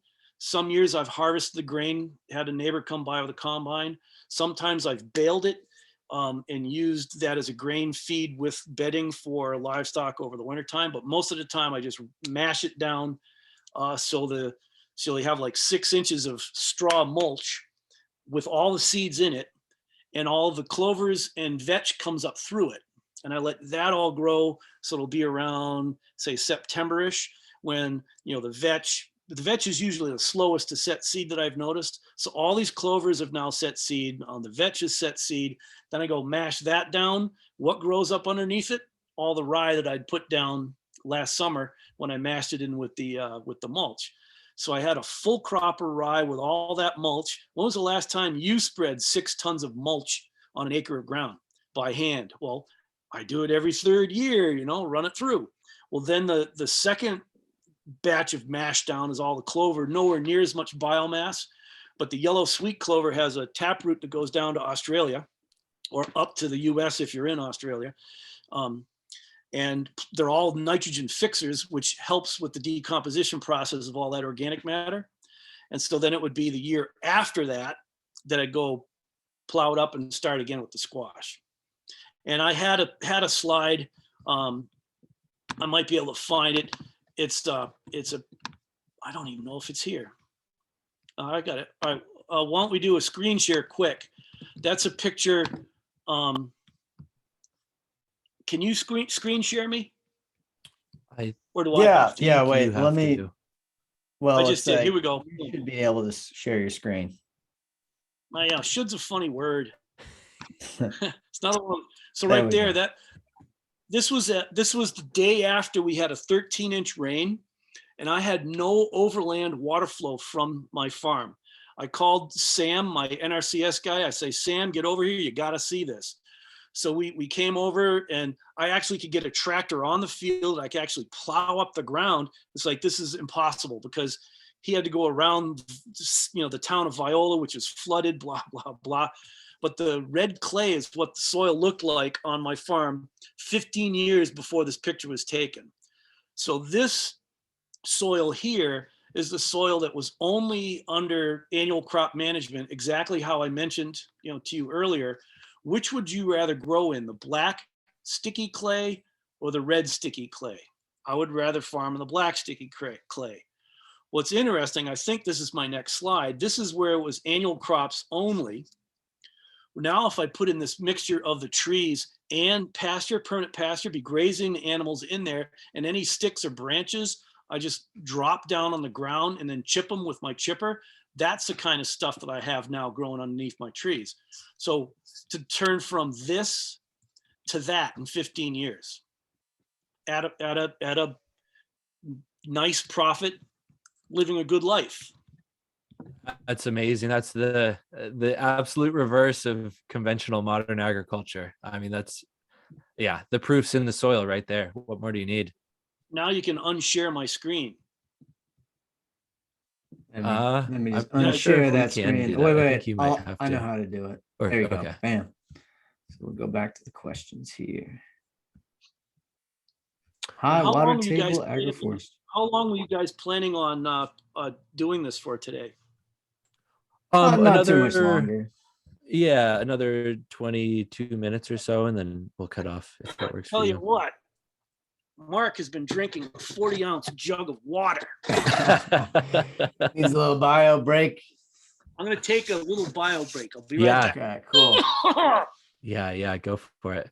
While Mark's doing that, I can actually follow up a bit on one of these other questions. They were asking about sealing ponds with only clay, sepulcher style. So I can speak to that. Yeah. Primary considerations, I would say, is actually the nature of the soil you're dealing with. Does it have any clay? Does it have a little clay? Does it have 40% clay? This is the very first question, Raleigh, down at the bottom. And that also speaks to the most common mistake I see there is taking, if you're in a place where it's just river cobble, no amount of technique is going to seal that river cobble into a sealed pond. So the general gist of the technique is kind of using the Brazil nut effect and continuing to grind the material in, compact it, and let the bigger material rise to the surface. Then maybe even removing that big material and working that fine material into a lattice within the ground. So there are a lot of conditions where it's not enough clay for a typical type of a sealing of a pond. But if you use the tracks of the machine, you use the bucket, you use a lot of compaction equipment, you get it to the right moisture and keep compacting it and keep sorting out the material. Another piece you may need to do is actually pile the material and continue to sort out the larger material and concentrate the fine clay material. And then use that in layers with compaction. Now, there's also a technique of glaying that has been done for a long time where people would add hay or straw and manure with that. And it's trying to build up a lattice of small particle size to hold that water. So I think the main consideration is, what type of soil do you have? Does it have enough clay? Does it have no clay? And that's also going to be your most common mistake, just trying something that's not really feasible if there's not enough clay in the ground. Perfect timing, Mark. Well, That was, and I wanted to address that question a little bit too, because most of the ponds that you see either on my property or on projects that we do aren't designed, we don't design them to hold water perennially. They don't have to, we don't care. They're designed as the surge protection in the system. When you get a big rain, you got to store it in a lot of places, and then slowly, gradually it soaks in or evaporates, whatever the case may be, or you use it, you siphon it all out. We design all our systems can be now siphoned, either irrigated or siphoned for watering animals. Another thing that we've done, if there is a situation where people do want to hold the water and it's not holding the water very well, if you're anywhere near dairy country or country where they have a machine that they shred green pasture to bring to their cattle, green chop they call it around here, they make haylage. Have a neighbor with a whole wagon full of green chop, and you put it on the bottom of the pond about 6 inches thick, and then cover it with soil, and cover it a couple 3 inches thick with soil, so there's none of the green is exposed to the air, and it'll pack and get really slimy. If you ever put like fresh green lawn clippings in a compost pile, it really mats, and it gets sticky, and that'll help to seal a pond. yeah, I've used absolutely. And you bring up a great point that just because a pond doesn't hold water doesn't mean it's a failure. I've seen situations in India where they're deliberately trying to find the areas where it will infiltrate the quickest to get the water into the ground, into the aquifer where they can use it later. So it can be really easy to get hung up on this idea that we want this beautiful water body year round, but that's not the best approach in every situation. I actually would like to have one here. Just for context, Zach, was this that question, the water management design on my nursery project, or was it another question? No, it was the very first question. Like the very first at the bottom? At the bottom. Yep. From Philo. Oh, okay. My bad. Next question we've got here from Milo on Salt Spring. What are some appropriate agroforestry practices, water management techniques in the Pacific Northwest valley bottom fields with high water table from fall through late spring? Responsible drainage? ? First of all, what I would do, I would encourage you not to drain it, because that's part of the problem is we need to have the moisture in the landscape. We have to have perennial systems, evapotranspiration to reseed the clouds to keep our rainfall patterns somewhat sane. Go to, just do a search online for plant community types of Oregon. And sometimes like your state forest service will have different plant community types, different conservation groups will have like little plant community type registers, catalogs, websites, whatever, and find out what plants used to grow there. And then I'm just going to throw one out there because I know that some places in Oregon that's the case. How about like a camas prairie? However you pronounce that, CAMAS. So you'd have all these prairie plants and flowers and these tubers that fed civilizations for thousands of years. So why would you want to plant raspberries when it grows camas root? So look up what your plant community types are, mimic that, choose the edibles, plant those, and then manage them the way nature used to manage them. Try to imitate fire, try to imitate, windstorm or ice or whatever the climatic disturbances are of that system. Yeah, that's a perfect answer. Find the crop that matches the land, not make the land match the crop that you want to grow. I even worked with a winery in California, and they had the big, huge, what are they, the Himalayan, Hungarian, whatever, blackberries just taken over. And there's this wall of raspberries, like blackberries, 10-foot high, just purple everywhere. And they're asking me for help how to get rid of the blackberries. It's like, well, start making wine. You have a winery, for crying out loud. And they're like, blackberries, not wine. It's like, all right, fine. You are always going to be fighting against those things, because they are what want to grow here, and they want to do it crazy rampant. You might as well make blackberry wine. Yep. You can adapt, or you can work tirelessly for the rest of your life and never get anywhere. Next question. I have an opportunity to begin my nursery project on a land where water is the key limiting factor for plant development. The soil is a sandy loam with a natural 1 meter drainage, which is great, but we only have a surface well and a stream 15 meters lower and 100 meters afar from the fields that dries out during the summer. We are sympathetic to dig ponds to mulch the ground and to design our rows around contour, but we have no idea where to get started. So here's my question. With what water management strategy should we begin considering? We aim to be able to water a nursery for about 3 acres. Where is this located? That is a great question, and they did not say. Maybe Victor on his profile says where he's from. He's in Canada, Ripon, Quebec. Yeah. Well, if there's a stream only 15 feet downhill, it's pretty easy to not necessarily pump out of the stream, because it might not be legal, but you go real near the stream and dig a little borehole well and pump it up. Because if you're going to be doing 3 acres of nursery for proper nursery growth, you're going to have regular water to apply. And so you might as well have a well put in lower in the landscape, even though that means you're going to have to pump up to the top. So once you pump up to the top of the landscape, then you can store it in a pond. Tanks, if you're talking about irrigating 3 acres of nursery plants, tanks aren't going to cut it. You'll bury yourself financially. So get it up high in a storage pond, pump it to fill it.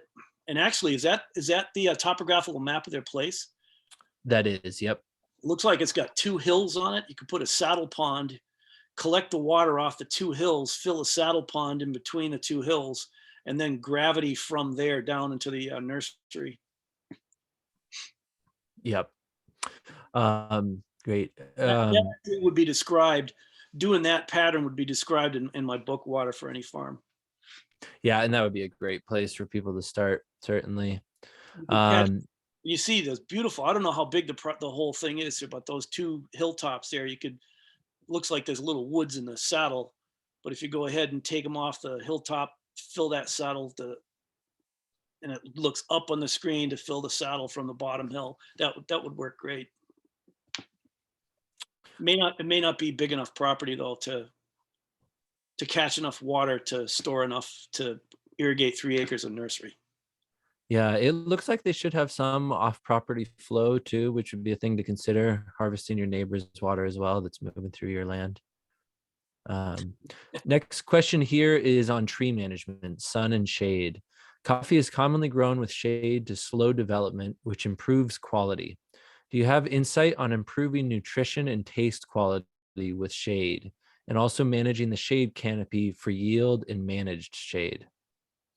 I play with shade a lot because my goals on most of the farm are to make sure that the pasture is growing vigorously underneath.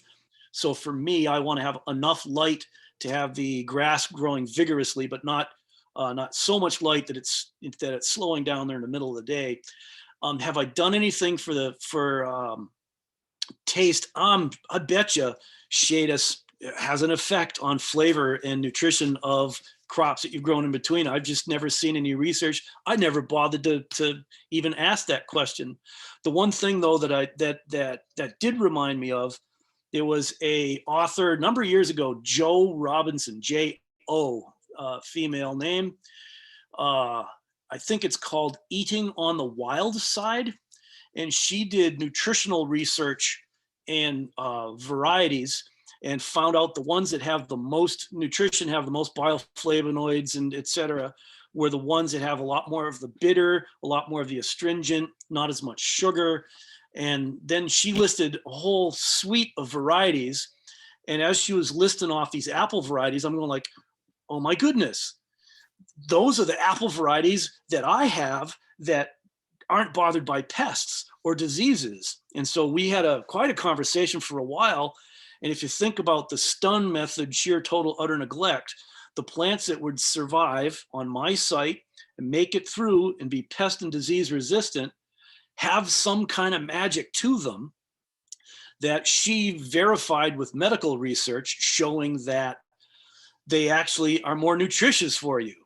So I think that it's possibly more significant to have the pest and disease resistance embedded in your crops for the nutrition, but then we get to play with shade levels after that.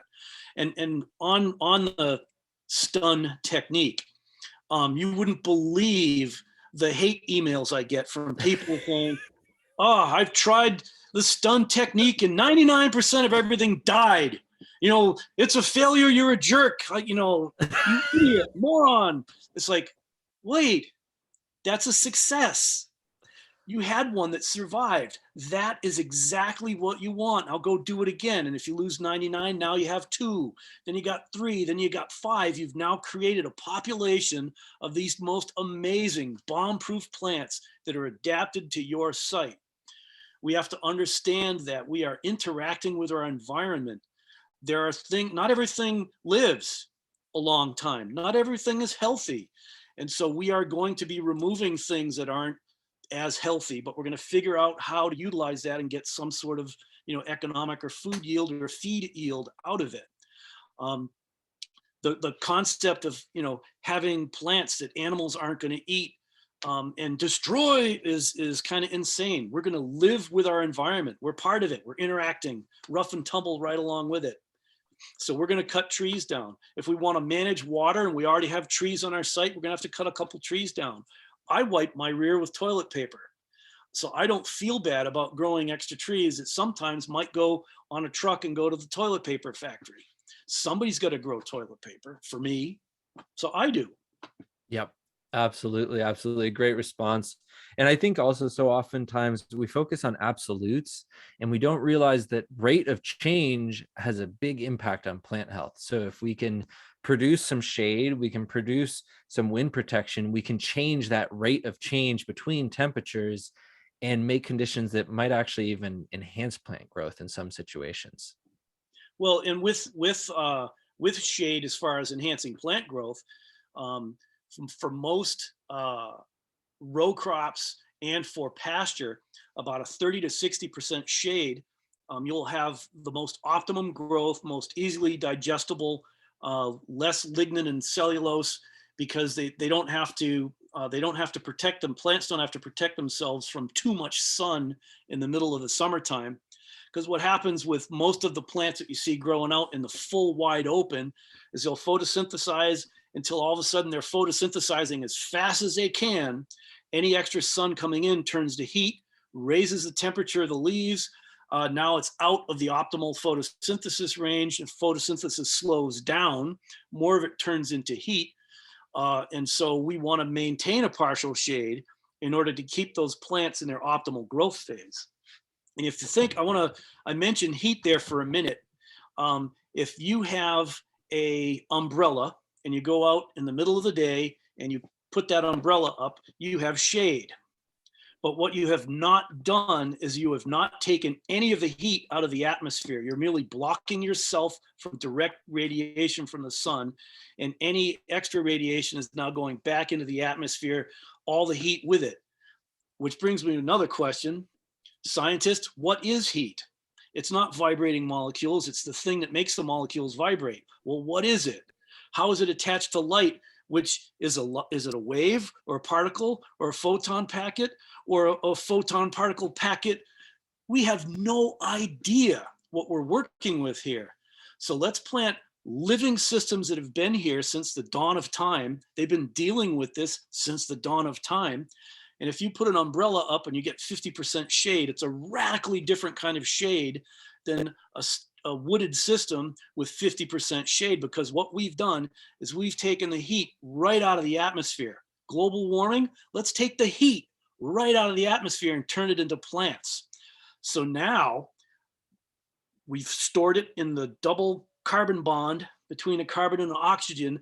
That's where the heat is going. It's that energy no longer can go anywhere. You put up solar panels to shade your car, the heat's still bouncing off. You put trees there, we're turning it into wood, which we can now release that energy later again if we want, if we burn it, etc.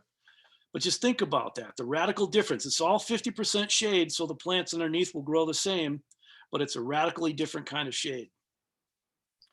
That's great points, and actually a really good lead into our next question. And I think you also touched on this 2 times, and something that I find so important. We don't need to understand everything about these systems to interact with them in a beneficial way. And in fact, most of the best projects I've seen, people aren't even trying to understand every little detail. They're trying to observe the whole and interact with it in a meaningful way. So we can drill down and try and find out whether, light is a particle or a wave or both. The truth is, it doesn't matter. Whether we interact with the living world, whether we mimic nature and support nature, has no bearing on our understanding of the situation. And one of the funnest questions that I get, and it happens every other tour of the farm here, somebody will come by and there's this poor tree is just, it's in rough shape. It's falling apart. It's got all kinds of stuff going on. They're like, oh my gosh, what's wrong with this tree? And I say, who cares? Yep. Oh, what pest is that? I don't care. It's nature working. It doesn't matter. Yep. So that leads into this next question. Missing from the COP26 discussions and nearly every other conversation about climate is the need to cool the surface of the earth. The greenhouse gases merely trap more of the heat that is generated at the Earth's surface. Alice Outwater estimated that when the Pilgrims landed at Plymouth, about 10% of North America was underwater thanks to the proliferation of beaver ponds. Over the coming years, the trappers literally decimated the beaver population from 220 million down to 10 million, and all that water formerly held on the ponds now sluices rapidly over hard-packed soils and means, according to Michael Krawczak's calculation, that about a Lake Erie's worth is lost every year. It also means that the water is not transpired through vegetation. We lose the function of the small water cycle and the energy and solar radiation that could otherwise cause bare ground to heat, and instead move it in the form of water vapor to higher altitudes where it condenses into clouds and rain. We need you and others on this call to promote this key cooling function of what agroforestry and other methods can do to promote the restoration of bare ground. I guess there's actually not a question there. Sorry, I didn't realize that. I'm glad you read that though, because it had a lot of great points about the heat and the water and all that kind of stuff. And what was interesting is I actually was at COP21, gave a presentation and all that kind of stuff. And I was scheduled to be at this one. And at the last minute, something came up and I don't know what it was. Interesting. Very interesting. So next question, how important is it to use a keyline plow to help infiltrate water as opposed to some more easily accessible, cheaper subsoiler attachments to my tractor? Well, I've got both. How about that? I've used both and I noticed no difference between the two functionally. The big difference that I noticed is price. So if you want to pay $8,000 for an official, yeoman's plow, go for it. If you want to get an American style subsoiler, I really don't notice any difference. It's a cleaner surface cut on the surface with the yeoman's plow. But it really, I don't see any difference. I'm sure you can go ahead and you do micro pore analysis and that the other thing, you'll see some. But if, I've farmed for 25 years, man, I know sometimes you can't come up with $25 to buy a piece of junk at the junk auction, let alone 8,000 for a piece of steel that you use maybe once a year, once every 3 years. So I see no difference at all from personal experience. And I find the same exact thing. I tell people, use whatever you can find. Don't worry about, it's like, do you need the Ferrari or does the sedan get you there? The Right. sedan gets you from point A to point B just fine. You don't need the Ferrari. Maybe if you want to have the Coulter wheels and press it all back down and in and have a totally smooth surface afterwards, yeah, you might need the keyline plow. But if you're trying to infiltrate water and restore your land, either one is going to work just fine. And another thing you don't want to do too, I know there's videos on it online. I was at the workshop where this guy demonstrated this tool. He went looking like for a whole entire year for this Alice Chalmers 1940 blah blah 3-bottom plow that he then cut with his welding cutting torch, and he flipped one of the things over to make this plow that would cut a furrow and then flip 2 on top of it in order to cut swales. And after spending a year to do this, he got it for cheap, like $500-600. It's like, you could have gone down to the local junkyard and you bought yourself a 2-bottom plow and figured out how to use it to make swales and berms, and you would have already had 100 acres all swaled and bermed in the time that you wasted going to auctions. I mean, what kind of a life do you have if you can go to auctions 2-3 times a week looking for a special piece of junk? Yeah. So yeah, if you have, use what you have, figure out how to use it, and then upgrade, get a good tool. The one tool that I find almost indispensable, it's a heavy duty orchard mower. It's basically a flail chopper. It pulls behind the tractor, horizontal shaft, and these hammers, these real heavy duty hammers on it. And I can grind up branches 3 and 4 inches in diameter, which has made a huge difference. Once you start doing a chop and drop of trimming branches, dropping trees, stuff falls over. I can chip whole rows of hazelnut shrubs, and all the debris that I chipped is gone next year. The decomposition rate and the mineralization, that's called the mineralization of soils, when those minerals now become part of biology and they're released and plants are now able to grab them. That's what the decomposition cycle does. It's in hyperdrive over here now. So that flail chopper was an expensive piece of an equipment. And I would go ahead and spend that much money again on that because it's worth it. And that seems like one of the really magic pieces I've seen in numerous different projects with Ernst Gosch's Syntropic Agriculture, with other places I've seen. Having branches, leaves, and fruit falling on the ground and feeding the soil surface turns out to improve the soil. Who'd have thought it? Yeah. So we've got a question here from Hannah. She's doing her master thesis and she's researching agricultural practices that could be best applied to the peri-urban agricultural land in small subcatchment. She is in a low mountain range in the Rhine Valley in Germany. And these villages have been hit by a lot of flooding due to extreme rains in combination with poor land management. She wants to take keyline and agroforestry systems into account in her research and is going to be interviewing farmers that are doing trials. What she's struggling with is how it's crucial to rearrange cultivation patterns based on landscapes and forms. But these small plots where neighboring plots are normally not from the same farmer, and perennial crops like fruit trees or vines make this complicated, since you, of course, do not replicate an orchard or vineyard every year as you do with annual crops and cropping systems. So what would be your idea to make keyline design or a similar reorientation attractive and doable to farmers in a situation where they have small fragmented plots and perennial crops?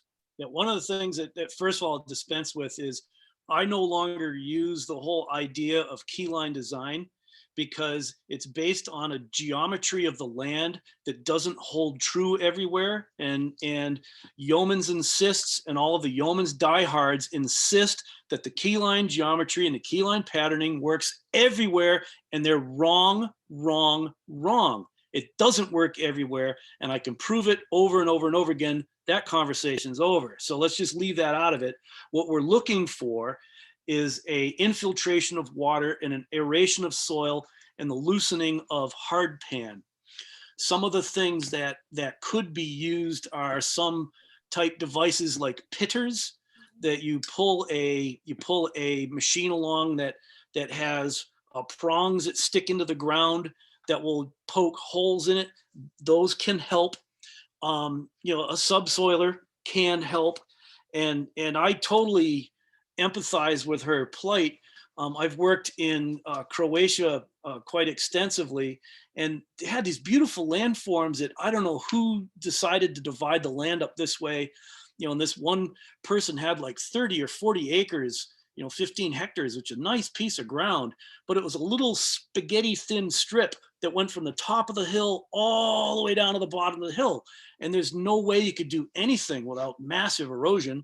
And then it was on lands that slump quite a bit. But if she's a researcher, send her either my or Karen's email address. We're going to be in Germany next week, and perhaps she can come to the conference that we're going to be at. I don't have the information on what the conference title is or where it's at. It's Oliver Goshi is sponsoring that. So if you go to look for Oliver Goshi in this conference next week in Germany, would be happy to talk. Excellent. And I think his current thing is called Climate Farmers. So you might find it through Climate Farmers. Yeah, it sounds like a great opportunity, Hannah. I would definitely take Mark up on that. I'm gonna send Hannah, Karen, and Mark's email stuff. Another question about your NUCLA workshop. Will videos, educational materials be generated in the NUCLA workshop for future reference for those who can't attend? And this might lead into your online workshop. We've not decided that yet, but we have the capability of doing so. Okay, awesome.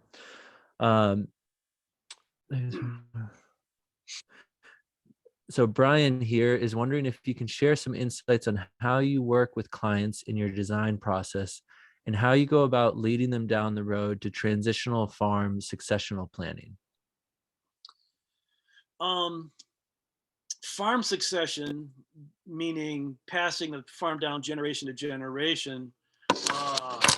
I don't necessarily do that in a professional context. I will share my experiences with that, with the client.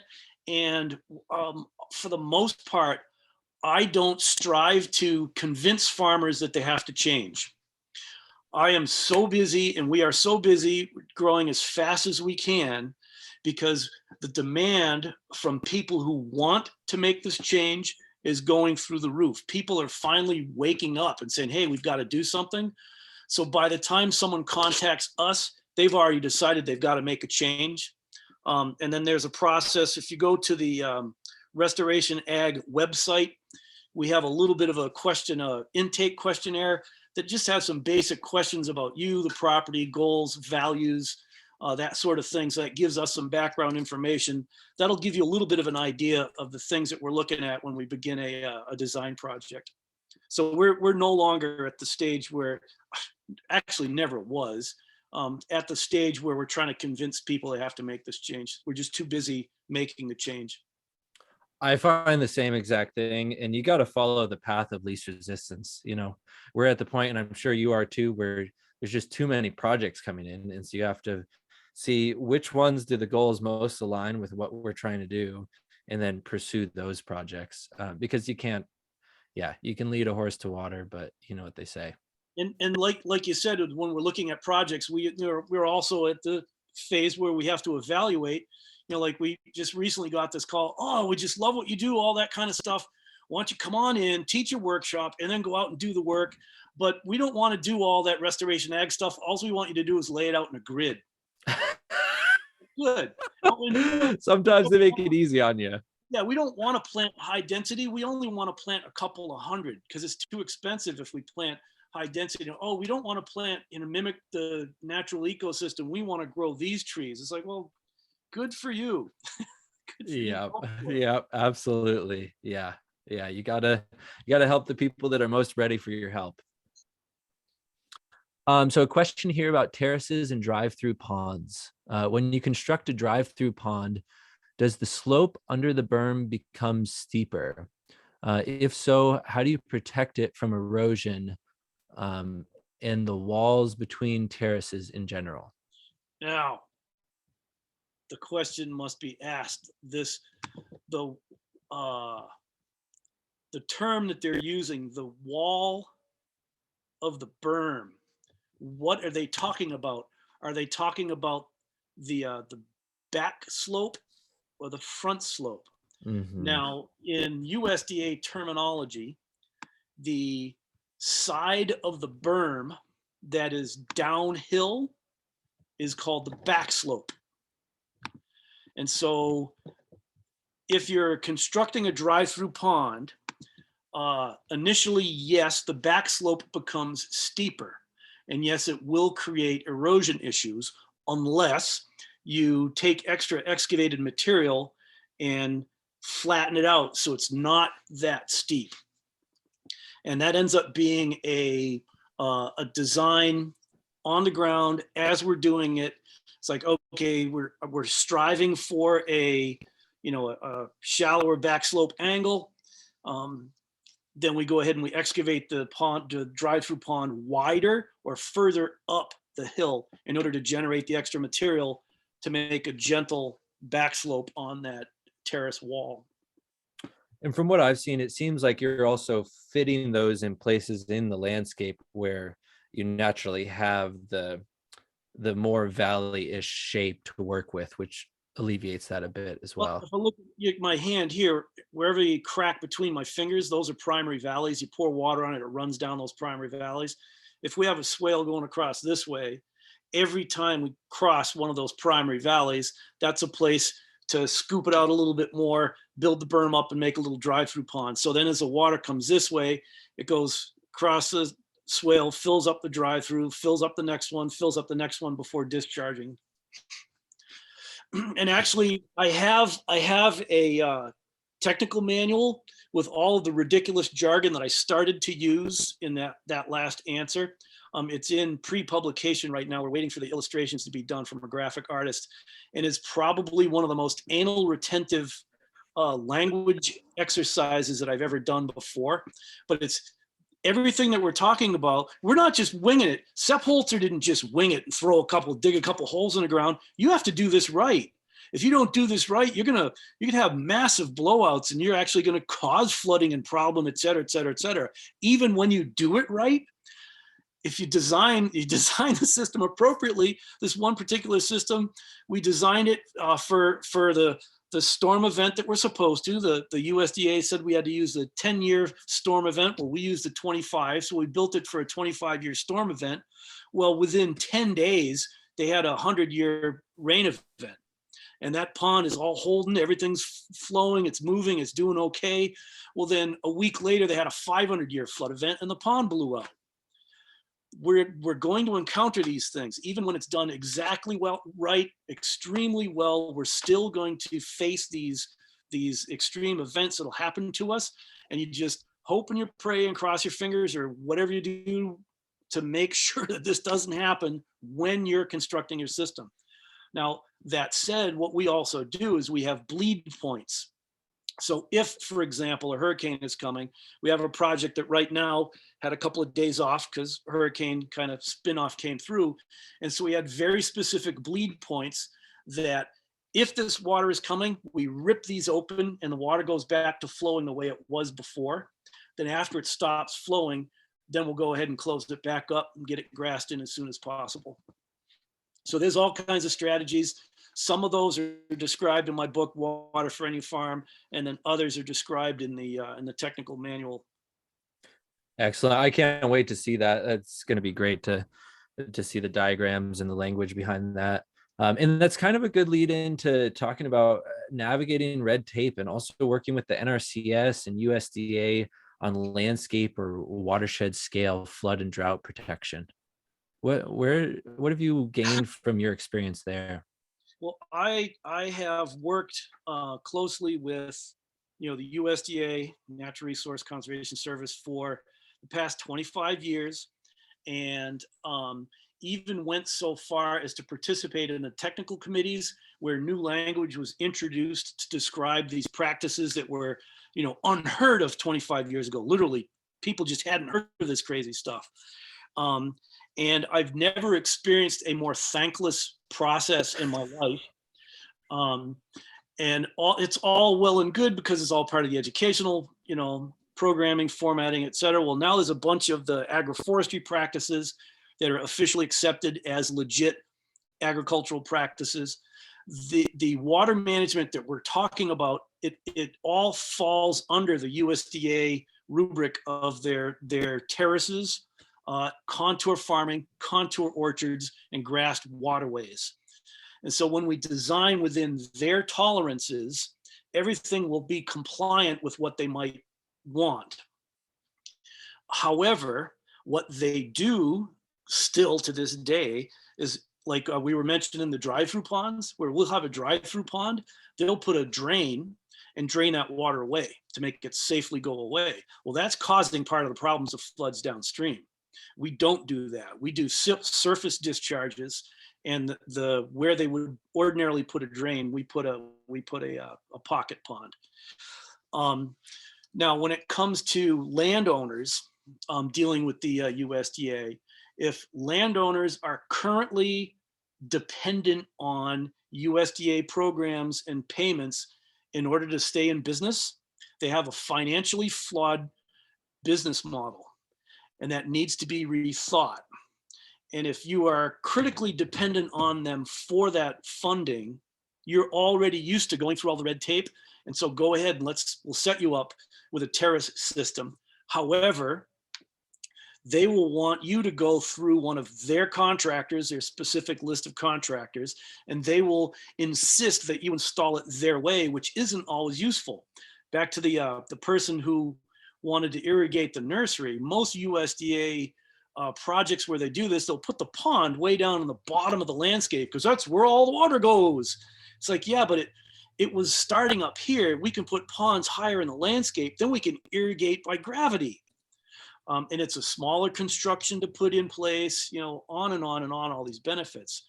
So if you can at all avoid using their cost share money to fund your system, please avoid using it, because you're going to have to do exactly what they say, which when what they say is good and right and accomplishes the goals and objectives that we're attempting to accomplish with water management, great.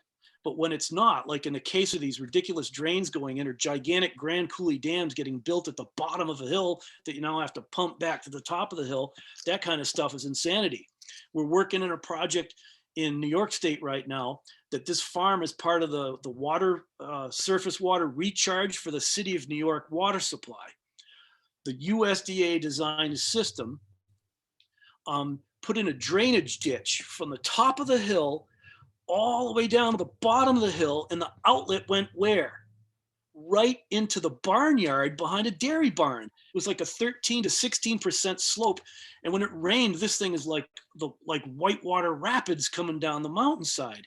And this was done and approved by and funded by the USDA, and they had to do it because they had signed up for it.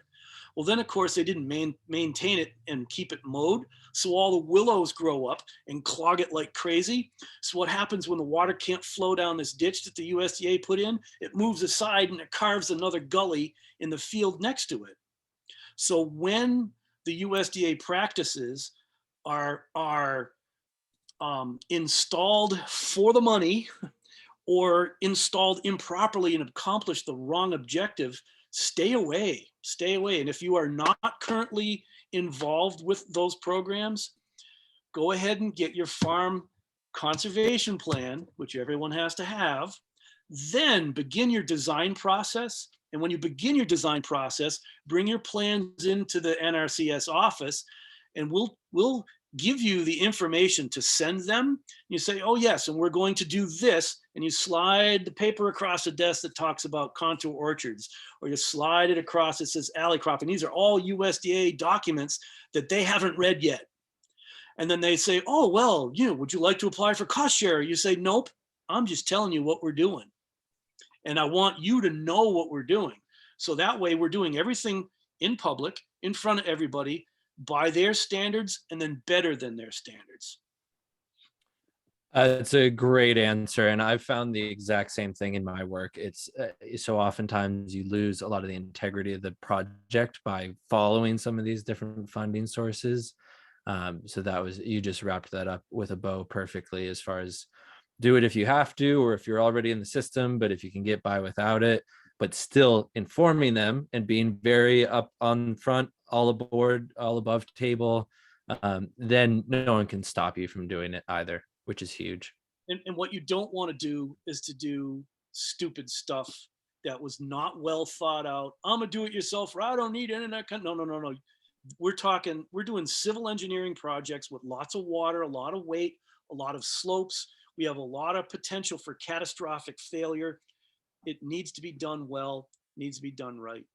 Absolutely. Anytime you're moving earth at scale, you have more potential to create destruction than anything positive. So it's this very careful, narrow window you have to work within to actually have a beneficial impact and not just create a different flavor of destruction. All right, fellas. Well, we're almost about 2.5 hours here.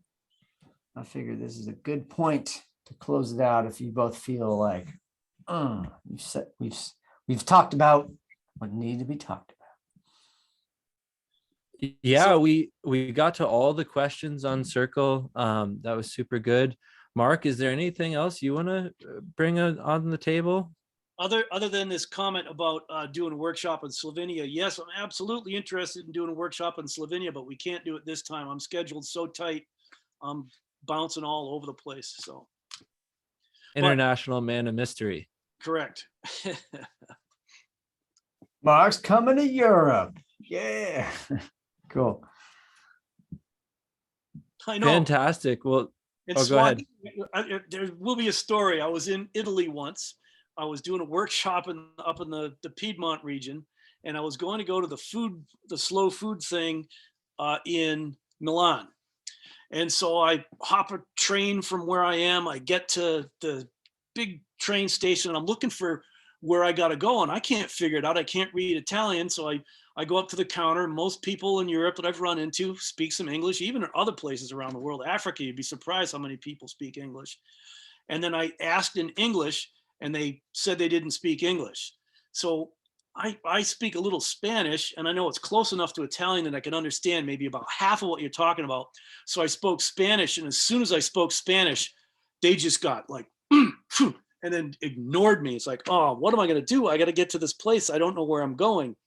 Then I saw these two folks, and they're like hunched next to each other. It was a couple, very, very dark skin, and they were not speaking a European language. And I listened a little closely, and I said, well, I'm going to take a chance. And so I went up to them, and I say, oh, samahani, and started talking to them in Kiswahili. And they lit right up because they were so excited that someone could actually speak Swahili to them. So I got directions to a conference in Italy by speaking Swahili to some other foreigners at the subway in Milan.